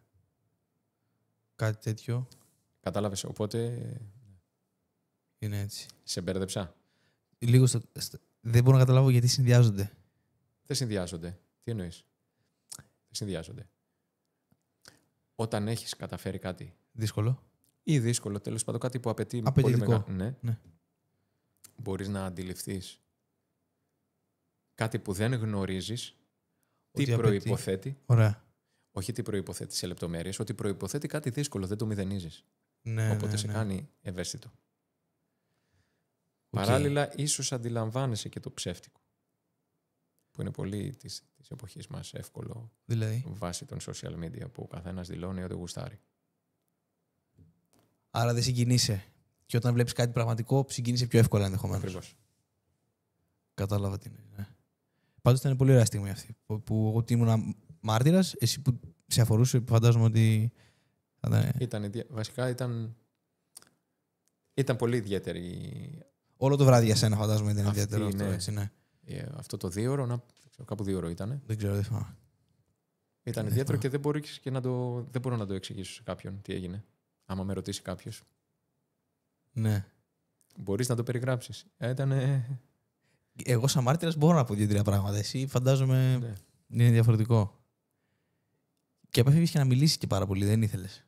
Και όταν έπαιρνες το λόγο, έλεγες στον καθένα πέσεις την ιστορία σου, πέσεις την ιστορία σου. Ήταν ιδιαίτερο το όλο κόνσεπτ. Ήταν ιδιαίτερη η βραδιά γιατί συναντήθηκαν πολλοί κόσμοι. Ναι. Διαφορετικοί πολλοί μεταξύ τους. Ναι. Παιδική μου ηλικία, καμία σχέση με αθλητισμό. Συναθλητές μου από την Εθνική Ομάδα Κοπηλασίας και από τον Όμιλο. Συναθλητές μου από το Μαραθώνιο και από την Εθνική Ομάδα Μαραθωνίου. Αντίστοιχα από το ορεινό τρέξιμο. Βατραχάνθρωποι. Και μερικοί θεατές εμείς και λέγαμε τι γίνεται τώρα, ας πούμε. Ναι. Ήταν πολλοί κόσμοι που έχουν σύνδεση όμως μεταξύ τους. Ναι. Ήμουνα εγώ συνδετικός κρίκος. Όχι, ήταν μια πολύ ωραία βραδιά. Και υπήρχε μια ηρεμία στην ατμόσφαιρα, μια ευχάριστη διάθεση. Ξέρεις, ναι, δεν ακούστηκε τίποτα. Ναι, τίποτα. Ο Γιώργος, βέβαια, ο Λέτζας, που διεύθυνε είναι πανέξυπνος, είναι φίλος μας. Το έκανε πολύ όμορφα. Πιστεύεις και αβίαστα. Έπαιξε πολύ ρόλο αυτό, πιστεύεις? Ναι, έπαιξε ρόλο. Ναι. Έχεις πάει σε παρουσιάσεις βιβλίου? Όχι πάρα πολλές. Έχεις πάει όμως? Ναι. Ωραία. Είχε καμία σχέση? Όχι, καμία σχέση. Γι' αυτό το λέω, μα και εγώ γι' αυτό την πήγα και την λίγο την κουβέντα, επειδή ήταν πολύ ξεχωριστό το όλο κόνσεπτ. Αλλά δεν ξέρω ποιος παράγοντας ήταν που το έκανε να είναι έτσι. Μπορεί να ήταν ο συνδυασμός όλων. Αλλά... Ήταν ο συνδυασμός όλων. Ναι. Ήταν από πολλές ηλικίες κόσμος, ενώ σε μια παρουσίαση βιβλίου πάει πιο εύκολα, πιο συχνά το αναγνωστικό κοινό του κάθε συγγραφέα ή του κάθε την οικογένειά του και τους φίλους του, ας πούμε. Οπότε... Ήταν μέχρι και ένας καλλιτέχνης που μας άρεσε. Ναι. Ήτανε... που κάνει hip hop και rap. Ναι. Που είναι εντελώς διαφορετικό από τον υπόλοιπο κόσμο που ήταν εκεί. Ήταν όλοι, ναι. Ήταν όλοι για σένα, ήταν όλοι... Και ήταν ωραίο που μέσα σε όλους αυτούς που είναι πάρα πολλά τα άτομα τα οποία ενδεχομένως εσύ γνώριζες, κάπως χωρέσαμε μερικοί άγνωστοι ξένοι, ξέρεις, και θέλαμε να δούμε τι γίνεται. Ήταν πολύ ωραία. Εν πάση περιπτώσει, έχω άλλη μια ερώτηση σχετικά με ένα κομμάτι της ιστορίας σου. Τώρα θα σας πω κάτι άλλο, δεν ξέρω. Okay. Για τον πρώτο σου προπονητή που είχες γράψει για τον μπάσκετ. Ναι. Ο οποίος έτυχε, ήταν ο μόνος που δεν ήρθε, γιατί είχε COVID. Είχε COVID. Μια μέρα πριν. Υπήρχε ακόμα COVID τότε. Το ξέρω. Έτυχε και κόλλησε. Όχι, δεν υπήρχε. Όχι, το ξέρω. Εννοούσα, ξέρεις, ηρωνία ήταν. Όχι κακή ηρωνία, ξέρεις. Πώς επηρέασε αυτός? Θες να πεις λίγο αυτή την ιστορία που σου γράψεις στο βιβλίο, γιατί μου άρεσε πολύ να την ξανακούσω από σένα και πώς τη βίωσες? Δεν είμαι σίγουρος ότι αναφέρεσαι στον πρώτο προπονητή μπάσκετ. Δεν έγραψα πάρα πολλά, έγραψα όμως. Έγραψες για έναν που σε επηρέασε πάρα πολύ. Που σε πήρε και σου έδειξε ότι... Πώς το λέγεις? Τη συγχώρεση. Μάλλον αυτό ήταν. Δεν ήταν του μπάσκετ. Ήταν της κοπηλασίας. Οκ. Το μπάσκετ ήταν ο πρώτος. Ναι. Που ακόμα εγώ δεν ήξερα ότι ο αθλητισμός θα παίξει κάποιο ρόλο στη ζωή μου και πόσο μάλλον θα έπαιζε. Απλά αναγνώρισα ότι αυτός μας έβαλε κάποιες βάσεις που εμένα με επηρέασαν θετικά. Κάποιους μπορεί όχι. Κάποιους μπορεί να τους απέτρεψαν. Ο κακός τρόπος ή ο περίεργος τρόπος ή ο σκληρός τρόπος, γιατί μιλάμε για μια συμπεριφορά που ο καθένας την ερμηνεύει διαφορετικά.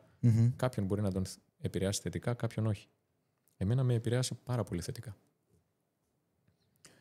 Μπορεί όμως και έτσι να ήμουν από την αρχή. Είναι αυτό που σου είπα. Γυρνώντας πίσω, έβλεπα ότι στην εκκίνηση της κάθε μου τέτοιας δραστηριότητας ήμουν πολύ τυπικός, πολύ ρυθμισμένος, χωρίς πολλά λόγια. Χωρίς να μου λέει η μάνα μου, Δημήτρη, την πρώτη μέρα που θα πας εκεί να είσαι έτσι, να είσαι έτσι. Ίσως όλα αυτά πήγαζαν από τις αρχές που είχα από την οικογένειά μου, άσχετα με τον αθλητισμό, άσχετα με το σχολείο, άσχετα... Με όλα αυτά. Ναι. Τι να σου πω τώρα για το Σταύρος λέγεται, Σταύρος Παρίζης. Είναι ένας άνθρωπος σαν αυτός που σου περιέγραψα στην αρχή του podcast, το πώς στελεχώνεται ο όμιλος και πώς τον αγαπάνε οι άνθρωποι που έχουν μεγαλώσει ουσιαστικά σε αυτόν. Είναι ακριβώς ό,τι γράφω στο βιβλίο. Πολύ ωραία. Είναι δηλαδή, αν κάποιος μας ακούει, ευκαιρία να το διαβάσει. Αλλά αυτό είναι ένα κεφάλαιο, δεν θυμάμαι ποιο κεφάλαιο. Στην αρχή νομίζω ήταν κάπου. Στην αρχή δεν είναι όμως τα 3 πρώτα σελίδες, είναι 30, 40, 50. Αν κάποιος θελήσει να το διαβάσει, να μην πάει κατευθείαν εκεί. Πρέπει να τον οδηγήσει η ιστορία εκεί. Ναι, οκ. Για να... Σύμφωνο σε αυτό. Εγώ σαν αναγνώστης. Έγραψα όσα περισσότερα έπρεπε να γράψω για εκείνο το κεφάλαιο. Ναι. Κατάλαβα. Ναι. Τέλεια. Δεν έχω κάτι άλλο. Ξανά θα πω κάτι άλλο. Έχω μια ερώτηση από τον προηγούμενο καλεσμένο και θα αφήσει και εσύ μια για τον επόμενο. Μπορεί να είναι ότι θέση ερώτηση. Ο προηγούμενος ήξερε ότι θα είμαι εγώ. Όχι. Και δεν θα ξέρεις ποιος είναι ο επόμενος. Είναι ερωτήσεις που μπορεί να θες να απαντηθούν ή που σου δίνουν ενδιαφέρον. Ρώτησε ο κύριος Πέτρος Παρθένης, ποια είναι η δική σου αναζήτηση από τη ζωή? Μάλιστα. Νομίζω οδηγούμε πιο πολύ με το παρόν παρά με το φιλοσοφικό του θέματος. Στο κομμάτι της αναζήτησης. Τι εννοώ? Είμαι αρκετά ανήσυχος. Θέλω να ταξιδεύω. Όχι για να κάνω ταξίδι, γιατί θέλω να πάω και εκεί να δω αυτό. Και να κάνω το τάδε. Θέλω να ανέβω σε εκείνο το βουνό ή να πάω σε εκείνη τη θάλασσα ή να δω εκείνη την πόλη, να δω τι τρώνε, να δω πώς ζουνε, τέτοια πράγματα. Να γίνομαι καλύτερος. Καλύτερο σημαίνει καλύτερος προς τον συνάνθρωπό μου. Πιο ευγενικός, πιο... να μοιραστώ όλα αυτά που έχω ζήσει και νιώσει με τα παιδιά μου, γιατί έχω ζήσει αρκετά έντονα συναισθήματα που έχουν προκύψει κυρίως μέσα από τον αθλητισμό, αλλά έντονα συναισθήματα που ήταν αποτέλεσμα μεγάλης προσπάθεια, κόπου, μόχθου κτλ. Θέλω αυτά να τα νιώσουν τα παιδιά μου με κάποιο τρόπο, όχι απαραίτητα μέσα από τον αθλητισμό. Βασικά δεν ξέρω αν γίνεται με άλλο τρόπο, αλλά αν υπάρχει, θα ήθελα μπορούν κάπως και με αυτό, να ναι. μοιραστώ τέτοιες εμπειρίες με τα παιδιά μου.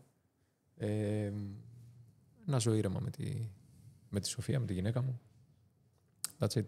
That's it. Τώρα δεν αναλύω τα επαγγελματικά αυτά. Είναι ένα συνεχής αγώνας προς την εξέλιξη. Αυτό το θεωρώ δεδομένο, δεν το θεωρώ καν αναζήτηση. Είναι το δεδομένο μου. Είναι αυτό που μου δίνει, ξέρεις, τροφή για τα υπόλοιπα. Καύσιμο μάλλον. Πολύ ωραία. Πολύ ωραία. Για τον επόμενο, Ναι. Πρέπει να το πω κιόλας. Ή να το γράψω μόνο. Όχι, θα το πεις, θα το γράψω εγώ. Α. Αλλά έχουμε χρόνο. Με πιάνεις πολύ απροετοιμάστο. Δεν ξέρω. Δεν πειράζει. Ας πάρω λίγο χρόνο και το Ναι, πω ναι. εσύ στο μοντάζ. Ναι, δεν χρειάζεται. Έχω πρόβλημα. Πάντως να κάνω ένα αστείο σχολείο. Θες να ταξιδεύεις, να πηγαίνεις στο τάδε βουνό, στην τάδε θάλασσα για να γυρίσεις στο γήθο και να λες είναι καλύτερα εδώ. Δεν το αλλάζω. Σύμφωνοι. Δεν είναι. Η ερώτηση μπορεί να είναι ό,τι θέλεις. Και Ωραία. θα την απαντήσει όσο και όπως καταλαβαίνει ο καθένας. Ωραία. Είσαι διατεθειμένος να αλλάξεις τη ζωή σου αν δεν σε ευχαριστεί η εργασία σου. Για να κάνεις αυτό που θέλεις και να μην σου κοστίζει ως εργασία. Κατάλαβες. Αν είσαι διατεθειμένος να αλλάξεις τη ζωή σου, αν δεν σε ευχαριστεί η εργασία σου. Στο παρόν.